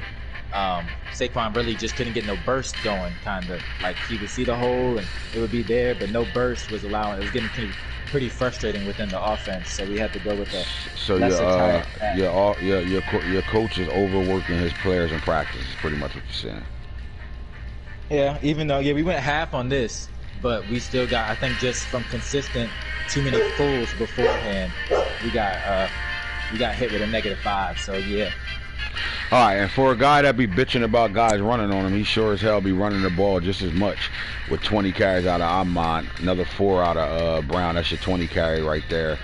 Bridgewater had 3. That's 23 carries around there. Like, so he was on screaming about the Bills running the ball all game long. But you can't talk that shit about him because he had 23 carries over this bitch, right? Chenault had 2 rushing touchdowns. Daniel Dimes had a rushing touchdown. And Ahmad had a rushing touchdown. But then you get to the receiving game, and he gonna say this back to me for me talking shit about him bitching about niggas running the ball, and he run the ball like a motherfucker himself. Knock it off. But he can say, Ant, what the fuck you talking about, nigga? I be dying shit right now. Will Fuller, 5 catches, 128, 25.6. He was going yard on you disrespectfully. Like, that mean he really don't like you. We know that. Y'all can't stand each other on the low, on the game and shit. You know, y'all, anytime you get guys out of their character and stop talking about Madden and telling y'all, you know, start telling you, talking all real personal shit with you, that means he can't stand your ass. So when y'all play, if he has the opportunity to stomp you, that's what he gonna do. And you let Will Fuller go 5 catches for 128. Kenny Galladay showed up 4 for 109, but Jalen Waddle 4 for 100, 2 touchdowns. He didn't hold him back. Then he had Antonio Gandy Golden, AGG, with 3 catches for 78 yards. Darius Slayton had a touchdown, 1 bomb. That means you beat that cover 3. And then his tight end, Gesicki, went off. 7 catches, 67 yards, 2 touchdowns. Because when Waddle and those other speeders, few guys can't run deep, this is who gets the ball, Gesicki. Out the backfield, Ahmad had 4 catches for 21 yards. John Ross scored a touchdown on 116-yard. Talk about the passing game and why was Teddy Bridgewater able to connect with his guys the way he did in this game? I think he was just able to build confidence early on with what the defense was willing to give him. You know, with the tight end, with the running back, some Antonio Golden short at first, and then I wasn't streaming, Nano, but if you was in chat, you definitely... They ain't never gonna say thank you, Ant, man. He don't never give me credit for shit I give him. This is the biggest blark of bullshit I've ever heard. Anyways, we push on to what happened. Oh yeah, once he builds up Teddy's confidence, I feel like Teddy started realizing, my jersey clean as shit, boy. Let's start taking some fucking shots. And I mean, that's what happened. First half, contained offense. Second half, explosive as shit. And let me ask you a question, a true question right now. Is the Dolphins for real? I ain't gonna lie. Throughout the course of that game, I was getting mad as shit, but yeah, like I was okay with the shit that was happening because of the players that was making plays out there. I think they're pretty legit. Emmanuel Ogbah's been on the sack race all year. He had 2 in this game. Malik Harris, hey Raven, had a sack as well. Christian Wilkins, also coming from the right end, had a sack in this game. So he got his guys playing right now, and he has the best secondary in the league as a tandem. Everybody, from corners to fucking safeties, the secondary is the best they are. They got numbers. They're getting more turnovers than anybody. I'll show that later on. When you're dealing with that type of shit in the backfield, your back 4 can play with anybody. And you can get some pressure from your front 4 or your front 7. You're in a good situation right now, man. Wasn't a lot of picks because you didn't throw any, though, but it's easy. Joe Lurie had a play in the game with INT. You come out of that first game right now, and again, I ask you one more time, are the Dolphins for real? Honestly, I feel like, yeah. As for real as like a year 1 team can be, yeah.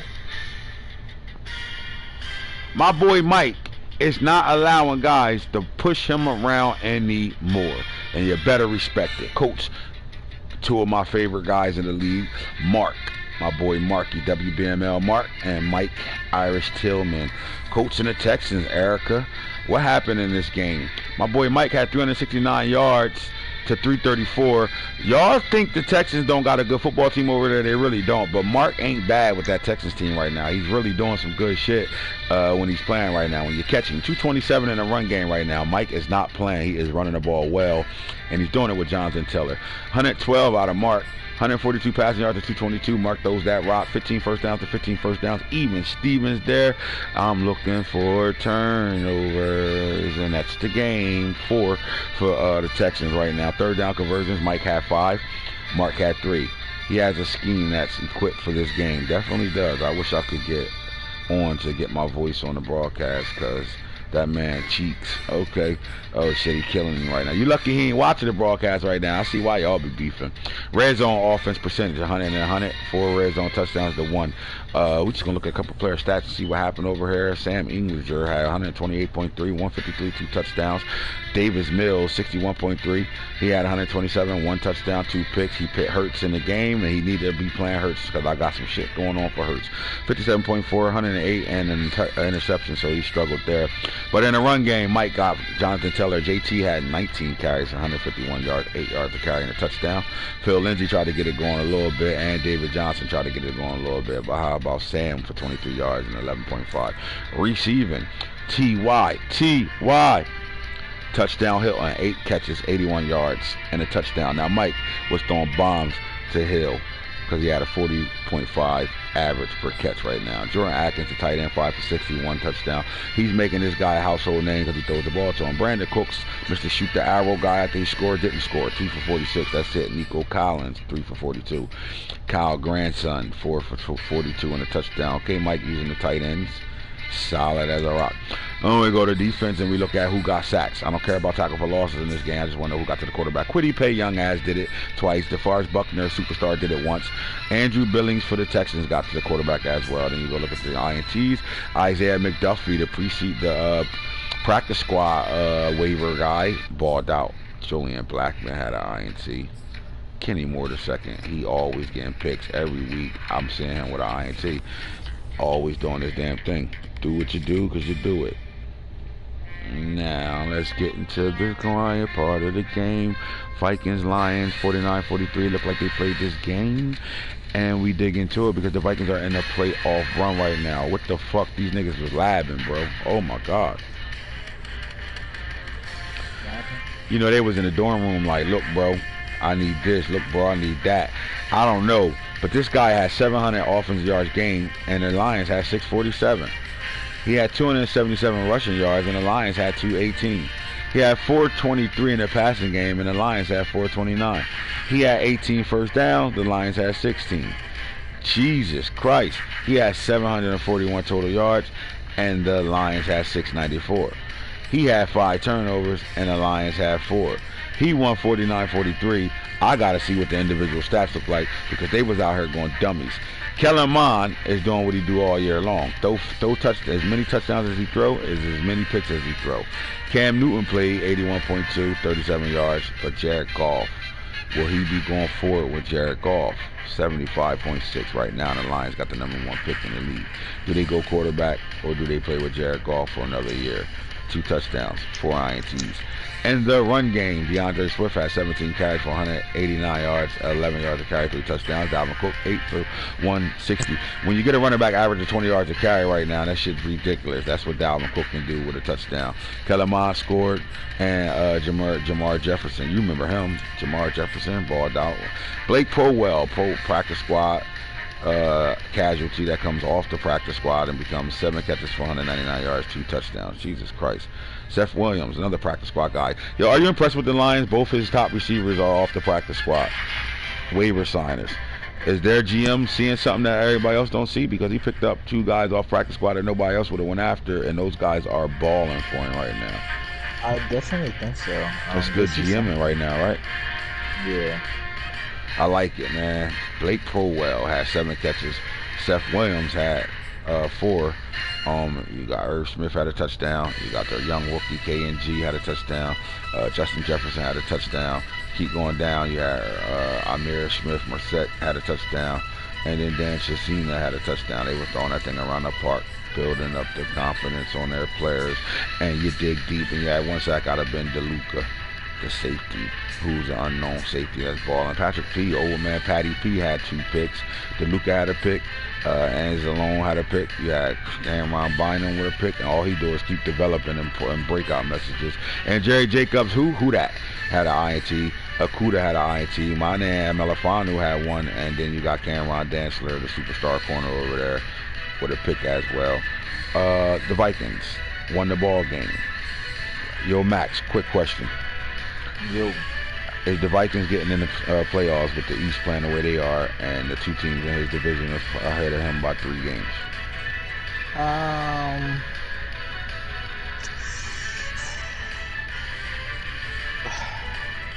don't know.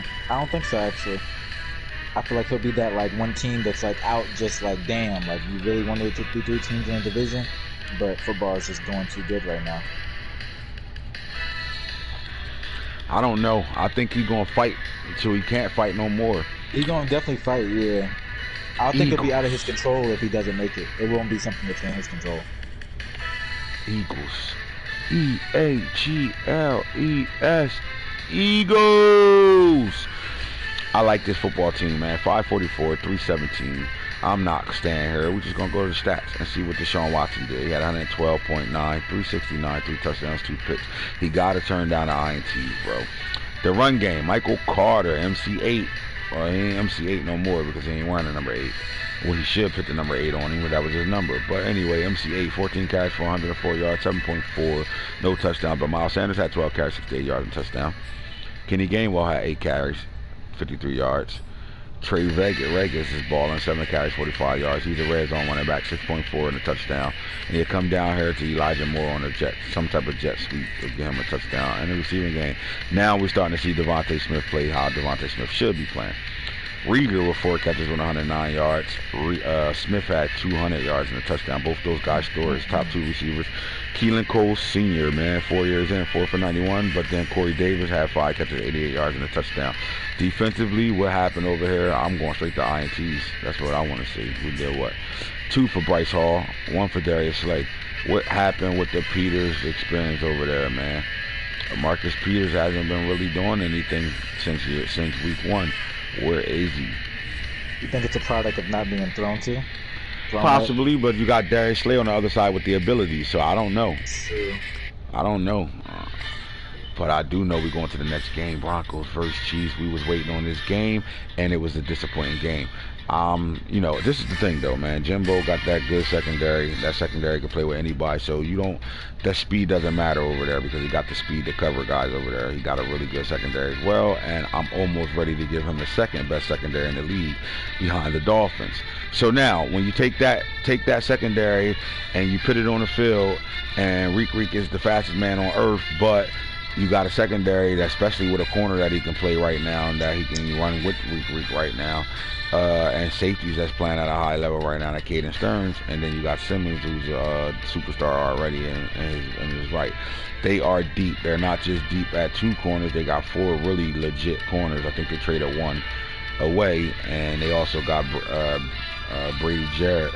They stole him. I don't know how they was able to sell a free agency guy that has to be signed. Like, I don't know what y'all be looking at for real. Those guys in the chat. This guy sent Josh Jones, somebody else ass, Ronald Darby. And Ronald Darby like 84, 85 overall, you know, ass. And they picked and got a superstar D tackle at 28 years old. And the guy he sent has to be re-signed. And nobody caught that. That's why I said stop approving trades until you have all of our attention. So even if you get the 3 votes, still come back and holler at me so I can get everybody's attention in there and we really comb through these motherfuckers. But if I'm Jimbo, I'm proud of that. I got me a D tackle. Go ahead, I'm listening. All right, because you're in charge of this shit, so you got to defend yourself. I gotta defend I voted down. Thumbs down. Well, of course you are. You one of the realest motherfuckers in the league. You gonna definitely be real to it. So I agree.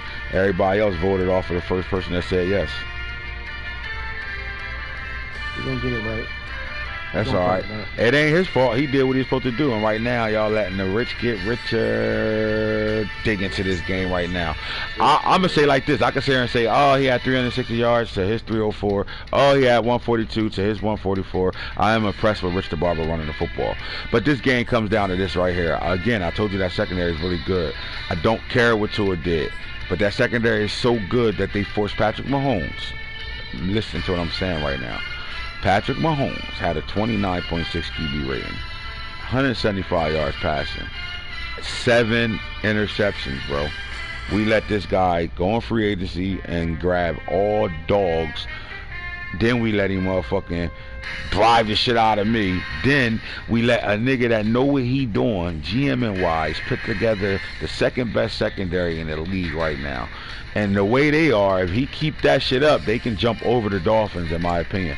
But I'm impressed with more than anything with Jimbo. Javonte Williams is now getting the football and becoming a problem for every team he played right now. 19 carries, 129 yards. This man is getting him ready for playoff football, simple as that.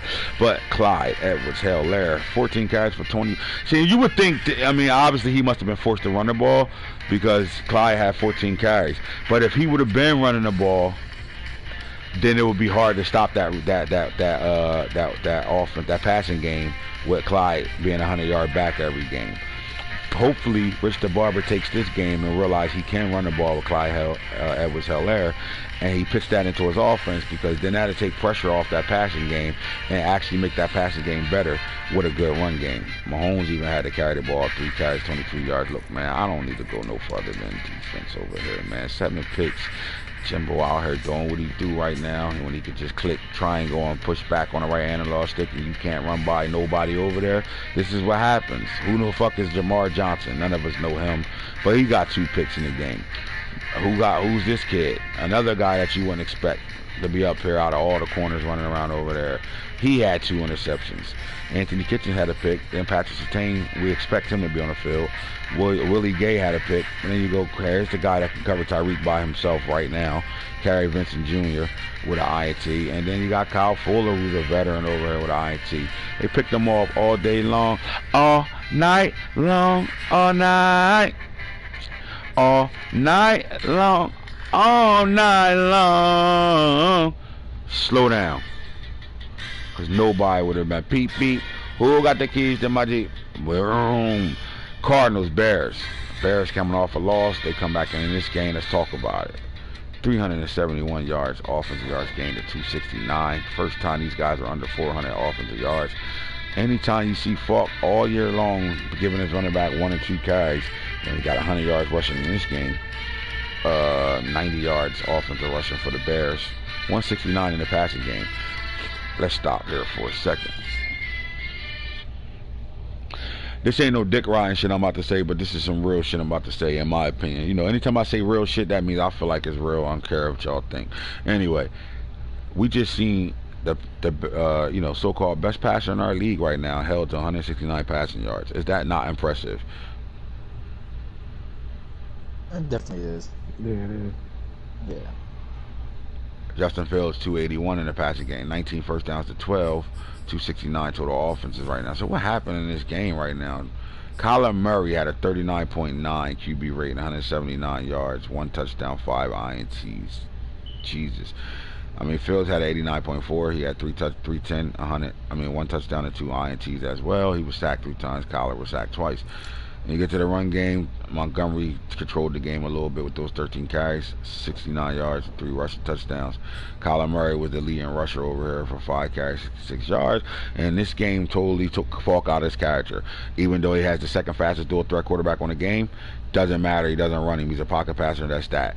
And Kyler Murray led your team in rushing. So therefore, I'm seeing something that happened in this game that we need to sit here and really break down and talk about right now. Am I wrong for saying the Bears took away everything Falk likes to do on the game and made him play a different game? And then again, when I said you should be getting Kyler Murray going on, let Falk be able to run around with him and make plays how Kyler Murray really look in real life.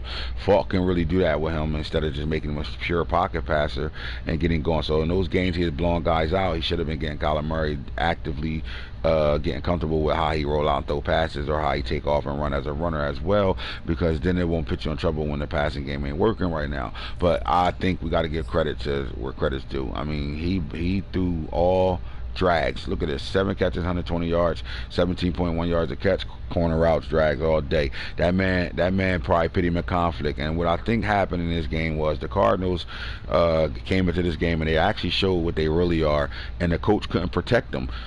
Being a good coach with a subpar team and that holes a lot everywhere and a bad offensive line, you win in ball games because you just better. You're a good coach. You're better than everybody, right? Coaching wise. But then when you get up with a guy who's a good coach in his own rightful so, he can do some things and put some pressure on you. And what happened was, you can't cover the holes because he's throwing in your zone. So you got to go man to man, and then he's dragging you to death and doing things like that. Now Rondale Moore had 6 catches, 61 yards, hop 3 for 60 and a touchdown. And Darnell Mooney had a touchdown, 3 catches, 49 yards right there. But I just think it goes down to what happened. So let's go to the Bears defense and see what happened. How many pressures did they have? All right, so DJ Swinger picked up, he picked up off a practice squad or out of free agency. He had 2 tackles for losses, and Roquan Smith had a tackle for loss. And you get into the sack game right now. Khalil Mack only has 1 sack in this game, but if you watch the game, Khalil Mack stopped Kyler Murray for doing a lot of things. He made him throw the ball faster than he wanted to, and he wouldn't let him roll out. Simple as that. So he had a sack. And then you had another guy on his team that he picked up Let's go down here and see who it is. And Lakeem Williams, that's a practice squad pickup guy. He was signed off of waivers and put him in the game, and he had a sack right away. Now you get to the INT situation. He threw 5. Roquan Smith had 1. Practice squad waiver signer Joshua Moon had a pick. Akeem Hicks had a pick, and then Kendall Vildor had a pick from Georgia Southern. I like him too. Bryce Thompson, another one of those practice squad guys he picked up off of waivers, had an INT in this game right now. Should Falk be worried? No. No. Not at all. Because I mean, because there's a bias part of me, honestly, that suspect that was an internet game. I guarantee that played a role in it. I mean, after Falk calmed down, he came back and just flat out said, "I got my ass kicked." So after the calm down happens, you start to process some things 24 hours later, and then you're ready for your next game, so you can talk about the game that was in your way right now. One of those games. That's how I felt when I played two games this year. When I played the Dolphins, you mad, so you don't, the credit ain't gonna be given out until you get over your attitude problem. That's what it was with me. So my main focus was fuck. My whole team was red. And then you gotta go back to all right, now you calm down and you say, all right, man, this guy kind of played good. The things he did play, it was really good, and he did a good job to win the game. But my thing is, I've been saying, I argue with Boom. Boom said, oh, now Cardinals is a good team. Cardinals team just as good as my Browns team, and I'm like, fuck no. Nowhere near just as good. That's why I say I don't think he needs to worry, because well, no. Let me not say that. The Bills is close to that Browns team defensively. The Bills? Yeah, but not the. I don't even think the Bills, because Myles Garrett. If you look at the talent if you look at their talent defensively, and you compare positions, the Bills has just as good of a defense out of the box as the Browns do. I mean, I wouldn't disagree with that. I wouldn't disagree with that. Yeah. I think the box play by Myles Garrett is just so much of a higher scale that that's the only reason why I don't want to compare. Nah, the Browns is the best team on the game. Bottom line, flat out, they have it at every best position. Team, yeah, best team on the game. It's flat out. But the question was, I don't even know how Boone can argue with that, because Madden tells you that.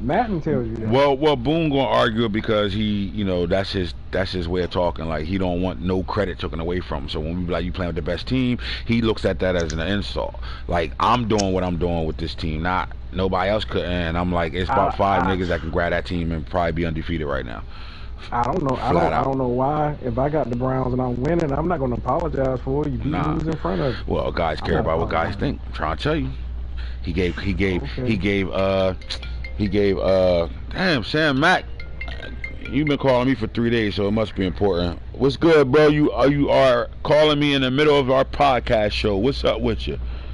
Oh man, I'm sorry. I didn't know you were doing podcast right now. What's good though? I was calling to tell you about the game last night.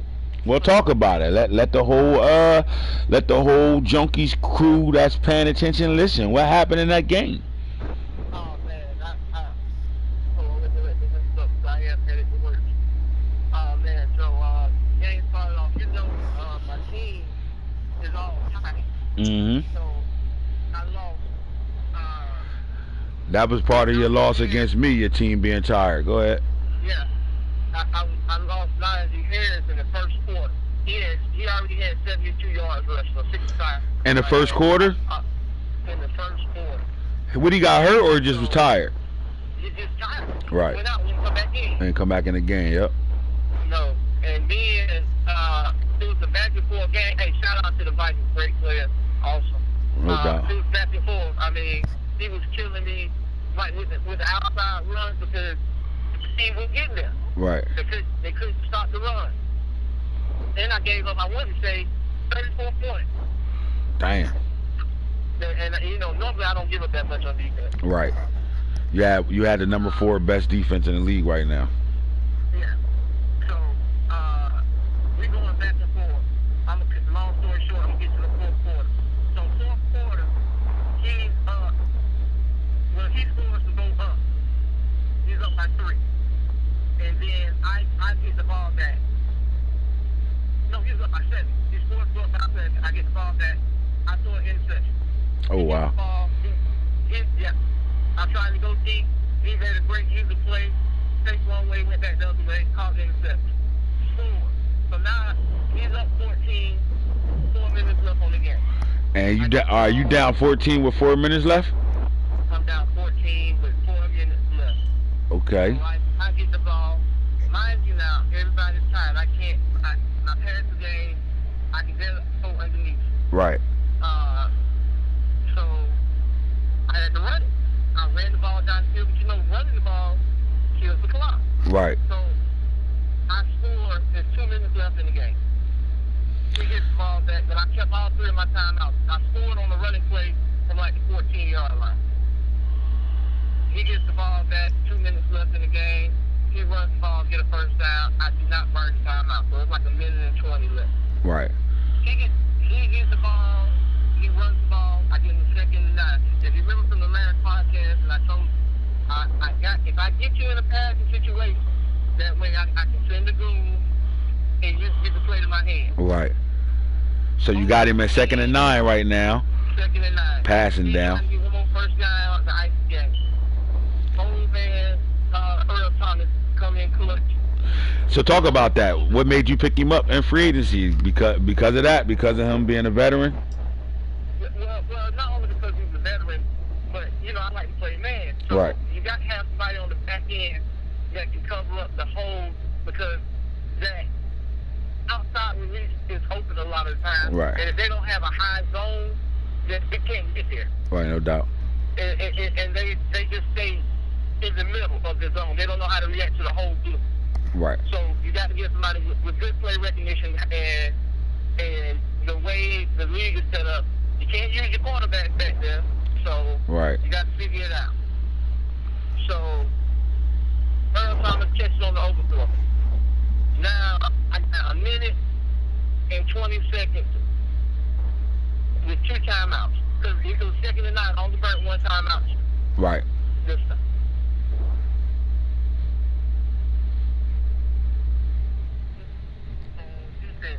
Like that. I stopped him 1 time when I had to. Do not want to go to overtime with this guy. So I'm moving the ball down the field. I run a crossing route. I hit that for 29 yards. Gets me to the 14. And then I use the tight end delay. Like, you know, I use the whole boom play. The whole boom play, Tight end delay, got his ass. Tight end delay, got it. And I had to pull Haskins out, because Haskins, you know how when we was playing Haskins and this, that touchdown play that couldn't change the game? Yeah. The context of the game, I had to pull him out, because sometimes he makes a throw, sometimes he don't. He let pressure rattle him. Yeah, he doesn't take that throw. Yep. And so Big Ben hit the tight end delay. Okay, it's 34-34. What? No, it's 33-34. I can kick the extra point, play for overtime, and, you know, it's a toss-up. Get the ball, you might not get it again. Right. So I kick the ball, I get the ball, I'm like, hey, man, you only live once. Go for 2. You know. You scored and went for 2 on overtime? No, I scored and went for 2 with 16 seconds on the clock. Oh, so you said fuck overtime. Fuck overtime, not going overtime. Grabbed your nuts. Oh my God, grabbed his nuts. Cause you missed that, you lose the game, right, by 1. Get your ball game over. Oh I wow. ain't got no timeout and stuff. 16 seconds. Now here's the foolishness. So 16 seconds, like, I can't stop the guy. He run across the pattern. Well, no, he ran a fade, got to the outside. I think he got like 30 yards. Oh wow. He was on the 45 with 1 second left. So he throws a Hail Mary to the middle of the end zone. Thielen jumps over everybody, losses them, and by the luck and by the mad God, his other player, because I went back and looked at it, his other player hit the ball and knocked it out of his hand. So he went up and grabbed that bitch, and on the come down, his other player knocked it out of his hand. Correct. Wow. You know how you went over top of my guy? Yeah, He's like in the lab? Yeah. Almost the same thing. Oh wow. Almost the Oh, same that was a thing. fucking dog fight. That's why you called me last night. I was in the middle of my game. That's why I answered though. But that was a dog fight. Damn. So it came down to him. He caught the 30-yarder and 16 seconds left, and then went for the Hail Mary and almost had that bitch. Almost caught. Oh, you'd have been sick. Walmart Autobahn didn't have any controllers. That's why I talked about it on your show. Because I want to get a back to shout out to that. Hey, he played me tough. Right, yeah. So Brandon, if you still on watching, man, Sam for the Steelers coach said, great game, bro. You played a hell of a game last night, man. Man, so Sam, real fast before you get off, man, how you feel about the league, bro? Bro, hey man, it's great balls in the league. A lot of respect. You know, you got your boom, and then you got people that can play. Right. Said you got boom, and you got niggas that can play. Oh, wow. Shot fired. Oh my God. No, that's a bomb drop. Yeah, boom write checks he can't cash, bro. Know what I mean? He found that out last night. Huh? Yeah, I whooped his ass last night. Yeah, so you know, it's a lot of talent. Respectfully, I'm having fun, even though, you know, with my schedule, hard for me to get in every game, but I get in every one I can. Right. And that's the thing, like you doing a way better job at reaching out, paying attention to what's going on right now too, and just with that alone, even though you had your first 3 losses was not you being able not to play, but now that you are kind of tuned in and focused in, at least you can still turn that. This would have been about, you'd have had 6 losses already. You know what I'm saying? Just for not being in tune, only because you know your schedule all crazy and shit. But being in tune still helps you be able to get some of them games played. And you know what I mean, it might be a situation where you ain't reach out at all, and the nigga you playing tanking, and you get a 50-50 and lose, versus you being intuitive and paying attention what's going on, and you get that win. You know what I'm saying? Please keep checking your DM. Please stay active. But hey, shout out to you. So you got that end of the second quarter when I went and scored. Yeah. I gave you too much time and you hit over the top. Yeah, I caught baby boy. That was the change. That was the game changer when Hollywood went in the yard like that. That changed the game. But look, how hard was it to play with your team all red and tired? How hard was it to be able to play? I mean, Najee still played well, but they were all tired, bro, and I felt that in that game. I seen how tired they was. Yeah. It changes the way you can play. Right. Because you have to play more zone than man. And that's not my style, so I'm thinking I have to, you gotta keep you on your toes, because if you try to play man and you bring it, your guys sprint, slant, in route, corner ball, be wide open. Right. And then your running back, go for a buck 50, I think. I know when I was in that situation, I was trying to beat a certain coverage, so I had shot plays that was like butt naked, and Lamar just couldn't throw the ball 20 yards down the field. Like, it was just nothing. So for me to be able to come back in that game, I made short play calls instead of trying to go yard. But a lot of it was him too, because he kind of went all out and said, "Fuck it, I got this nigga. I'm ready to put it on him," and started playing man with no help over the top. So instead of me going yard, I just started, sending routes on the field where I got drags, dig routes, and crossing routes coming, things that I usually don't really throw coming. I was able to get back in that ball game with a Hollywood big play, and then what you said? No controller, and shit, no controller. But yeah, man, who you got at advance? I think Titans. You said Titans? Yeah. All right, so we got an 8:30 game tonight, so I will reach out to him now. Well, I can't play tonight. I'll be Nah, but you good, because we got a late game. We got a late game tonight. So 8:30 is the latest game we got. So you can set your game up for tomorrow. Okay. Also, even though I lost, I want to know it wasn't that I was hiding. Huh? I wanted to make sure I reached out. When I lost to you. Yeah. We was talking about either catch a loss and get quiet. Right. So just wanted you to know, hey, it wasn't that. And then you got, don't worry, I guess I can go to Cherry Hill. She's the best. Hold on for a second. I got the Titans, and then I think we closed. I got the Titans and the Chiefs, and then I closed the with Brown. Yep. I got one of the toughest judges in the year. She's snapping them. Hold on. I guess I can go to Cherry Hill. Like, you didn't know you needed a controller while you was out with your mom. Cussing me the fuck out right now. Don't worry. Hold on. What is this?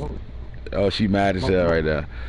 Most Don't places, worry. because of the pandemic, they don't carry, they don't have a lot of stock in the store.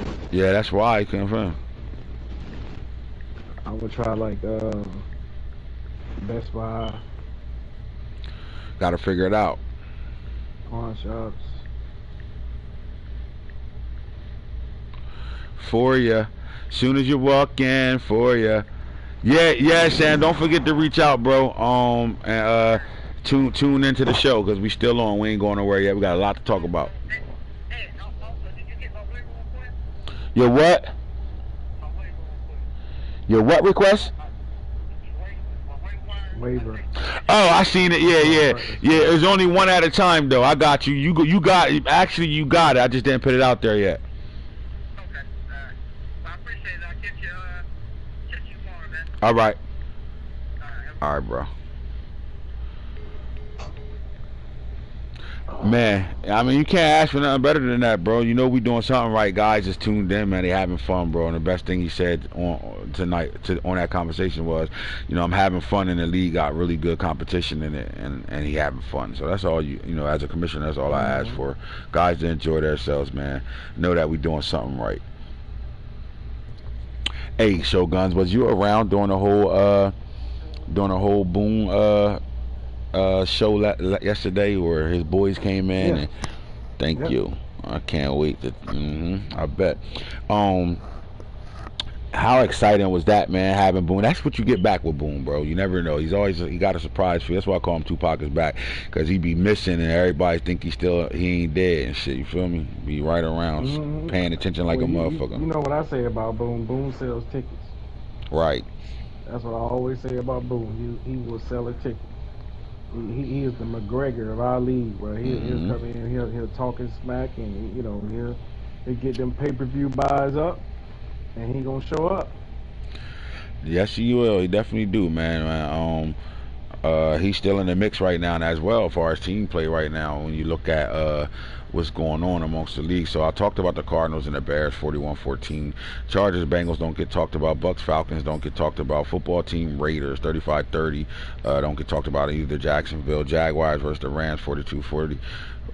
Y'all played this game. You went 42-30 in week 13. Or was that a forced win?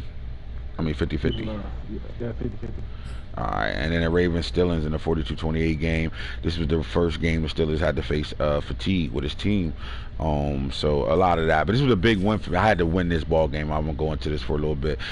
Definitely a must win for you. The scenario engine helped me out in this game too, because he was on a hot streak. They gave I had a scenario that hit, and I had plus 10 break tackles and play rec through the whole game. So obviously when I seen that, I knew what I was doing, because I gave my running back 20 carries and the other one 15 flat out. Now I played this game not knowing that his team was fatigued, so I knew I was in a desperate situation. I'm not in the playoffs, I'm outside the playoffs looking in, and it was a must win for me. 35 carries. But see, here's the thing about me, actually more than that, because Lamar had 4 carries as well, and it's the first game I actually ran a design run play with Lamar. I ain't running him all year this year, really at all. But when you got a must win situation, I knew I couldn't lose this game. Haven't played this guy since real draft. Didn't know what he played like. Didn't know about his fatigue until about about second quarter. He didn't know what was going on. He wanted to know why his team was red. And the moment I knew that, it's a way you can find out without why you playing guys, but it's up to y'all to find that out. That you could tell if they tired as fuck or not. So anyway, this was a must-win game. I could not lose another divisional game after just losing that game to Boone. So again, the scenario engine helped me out here. And we was all about trying to get the dub in this game right now. But with Najee Harris being tired, this is how good this guy really is, and it's going to be scary to play him, knowing that he's going to give him the football when he's not on fatigue, right? He had 18 carries for 105 yards in this game, 2 rushing touchdowns, and he was purple drink. Like, it was hard to really use him, and he still was able to be successful. But we go 20 carries with Tyson Williams. Puka had a breakout game, 15 for 121. Lamar Jackson had 4 carries for 39 yards and a touchdown, and we finally got Gus Edwards the ball.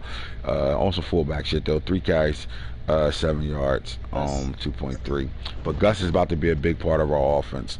Right now we love Ricard, but Gus is about to be a big part of our offense going forward. And then with that being said, you get into the passing game over here. Again, we barely threw the ball, but we threw it to a whole bunch of players. Hollywood went yard. Bateman had a catch. Andrews had 2. Edwards had a catch. Puka had a catch. And Ricard had a catch.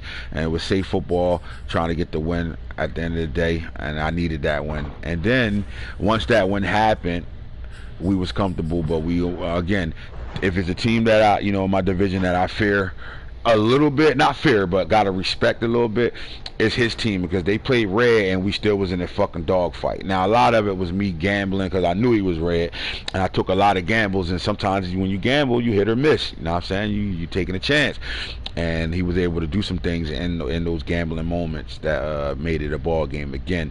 But I never felt out of control of the game. 1, his team was tired. 2, we had that +10 scenario. So I knew every time I ran the ball, we was falling forward. It didn't matter if it was Puka, who don't have no type of break tackles, and he's a 57 awareness, or it was Tyson Williams, who's developing into a monster right now. I knew they would fall forward.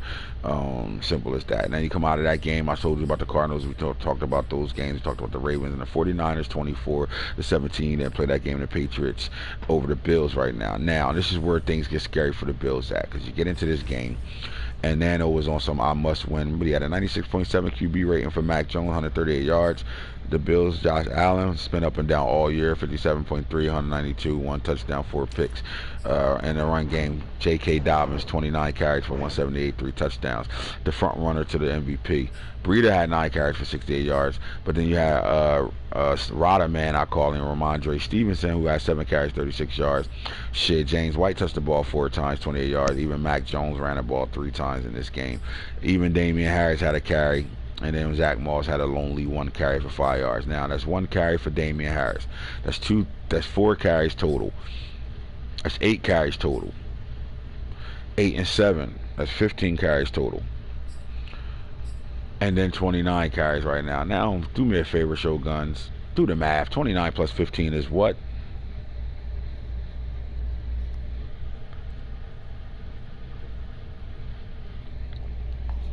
It's the reason why I'm asking this question. Shoguns might have stepped off. I don't know if he heard me or not. But here we go. God, I was talking and it was muted. 29 plus 15 is how many carries? Wait, who had 29 plus 15? That's Wait, 46. What? Who had 46 fucking carries? Just listen to me. 29 plus 15. That's 44 carries, right? Put my phone off for 1 second. Yeah. But 40 fucking 4 carries, right? Miles Boykins had 3 catches for 74 yards. Let's just stay look on the Patriots and see what he did. So he also had 3, 6, 8, 9 catches in the ball game too. So he at least threw 9 passes in the game, right? Or completed 9 passes in the game. But he also had 44 carries in the game.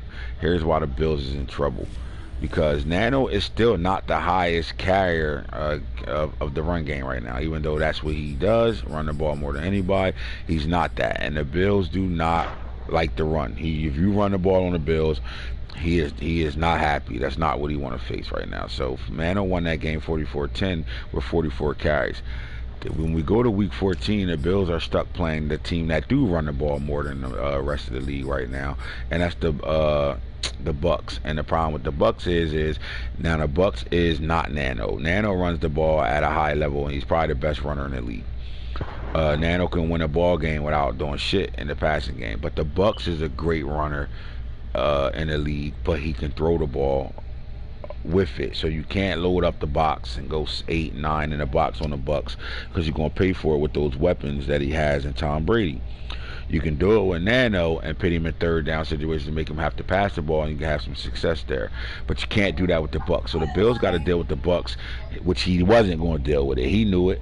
right away. So he gave up the motherfucking forced win in that. But then he comes off of that. When we advance again, he got to go right back to New England, bro, and play another. So just think about that. Oh shit. Think about what he put with his situation. I wouldn't be surprised. Now he's gonna have to play that game.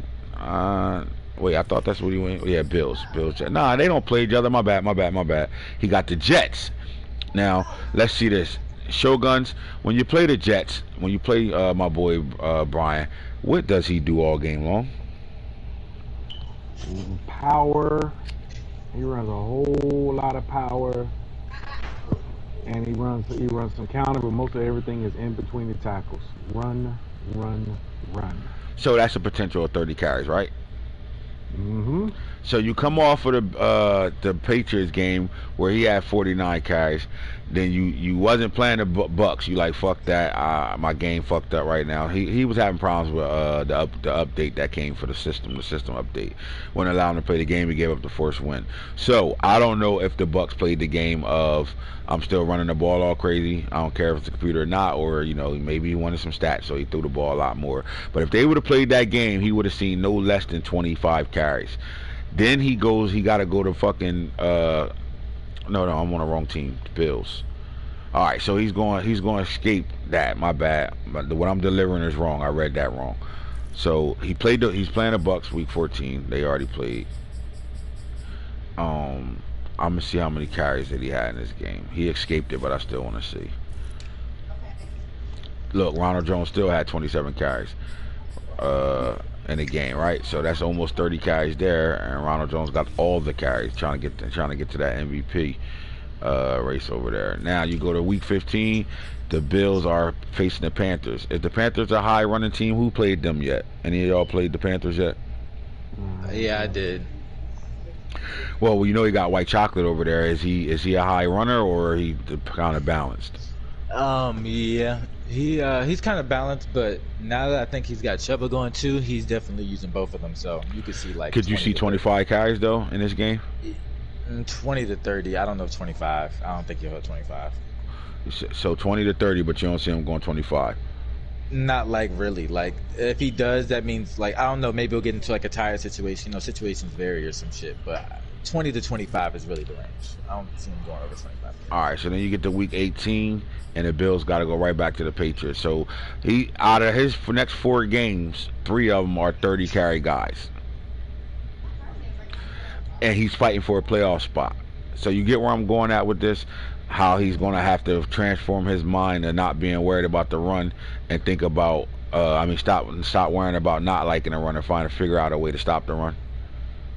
Or he will not be in the playoffs this year. Does that make sense to you, Shoguns? I could, if he's using Chuba, I do see it as a high run game. And it don't make sense. Yeah, so, but if you the Bills and you don't like, and you already one of the guys that really can't stop the run, like at the end of the day, the Bills can't stop the run yet. That's not his strong suit on defense. Mm-hmm. What do you do in the middle of a playoff fight right now, trying to get in the playoffs? How do you prep, or how do you change your mindset on a run and try to find a way to stop it? Because you got teams that's in the way that's going to run the football and put you in a situation. How do you like if it was you, Max, and you struggled against the run, what do you do as far as these next 4 games? Like, what do you do? May look to like play some guys at some different spots, maybe with whatever formations I've been running, go in practice and play around with some different shit. You go against all run in practice or something like that. It's too late to get a trade. I was about to say, man, shit, I would get a trade. Maybe if it's that bad, like if you see like no forward, you gotta put in a couple options. Honestly, I just named some, but you gotta figure out the run game, because the way the run game is set up right now, shit, you will lose literally games off the run game. So, all right, so. Like training, everything, like down to the everything would be focused on that shit literally for the next 4 weeks.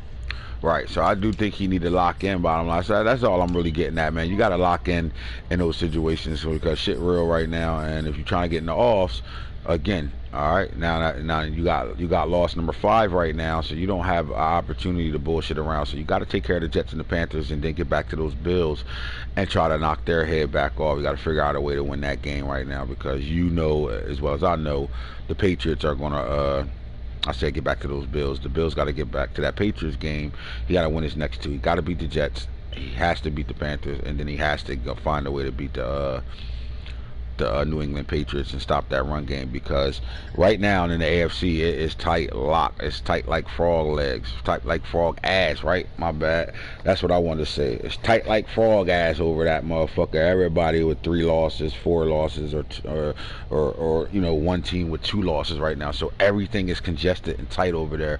You can't afford to let things that you're not good at doing be the problem. You got to make that, you know, a solution. You got to make a solution for that right now over there. So then you get into week 14. I'm not going to dig too much in it. I'm gonna save my boy Boom some shit talking, even though we got some games being played on their way to being played. So the Bears and the Packers are at 8:30 tonight. Rams and the Cardinals, I have no idea when they playing, but I need to holler at him to find out if he's gonna get this game scheduled because he has been searched for the whole day yesterday. Okay, thanks. What time you playing, bro? What time you playing?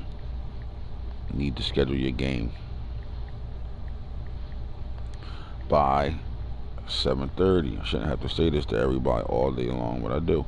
Alright, so we're waiting on that game to be scheduled. Let's go up to the top and see what's going on right now, because I could damn near set the schedules right now. So it looks like the 49ers are not going to be able to play the Bengals tonight, and that's probably going to go into a 50-50 because Circle Bob being an asshole, although he tanking, he posted a screenshot of him not being able to play. So I'm gonna have to put that in the rules chat, figure that out right now because Drew can't make that time, right? That's what I'm reading in the chat right now. Circle Bob posted their conversations. Alright, so at 12:32 a.m. yo, we up in Game of Thrones. You trying to run it? Circle Bob ain't respond till 7:39, which is reasonable. Yeah. Question mark at 10:11. At 11:26 a.m. Drew said, I'm working today. I'll be home later tonight. Alright, so again, if they don't have a schedule, let me post that in the chat right now.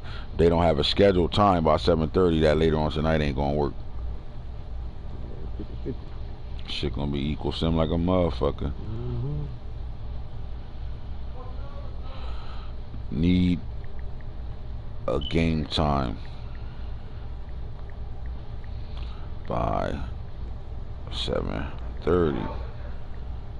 Alright, so Nano, if you're watching, the Rams and the Cardinals are set for 7:30. So we good there. Now we come to the Seahawks and the Texans game. Mark, I doubt if this game got scheduled, Mark ain't gonna better play it at all because of his time difference. Raiders Chiefs. We need a time schedule for that. So we'll go there. Raiders at Chiefs. We need a game time by 7:30. What's up, fellas? Alright, so I'm mad as hell. Don't have a game tonight. 2 days my boy's sitting. Saints Jets, we already know what that's about. Actually, wait a minute. I'm not going to do nothing yet to it. Falcons Panthers, don't know about that. But these are games where guys aren't with losing records right now. So none of this, you know, Seahawks, Texans, Raiders, Chiefs, they got to play. He's fighting for a playoff spot unless the Raiders giving him the first win. Saints Jets, I'm not giving out a forced win just because you tanking, because the whole thing was supposed to be actively telling guys yo take the forced win. Like, this is getting ridiculous right now. All right, when these coaches get fired, we're gonna see how, you know, how cool not to reach out and not paying attention to shit, because you probably in the league that you winning in and shit, that's your focus. Like my shit ain't 24 and like we ain't over here super active. Falcons Panthers, I don't know what Coach DC 404 is doing. But if none of them reach out, I'm not reaching out. I'm done with the reaching out. This shit will be 50-50s across the board.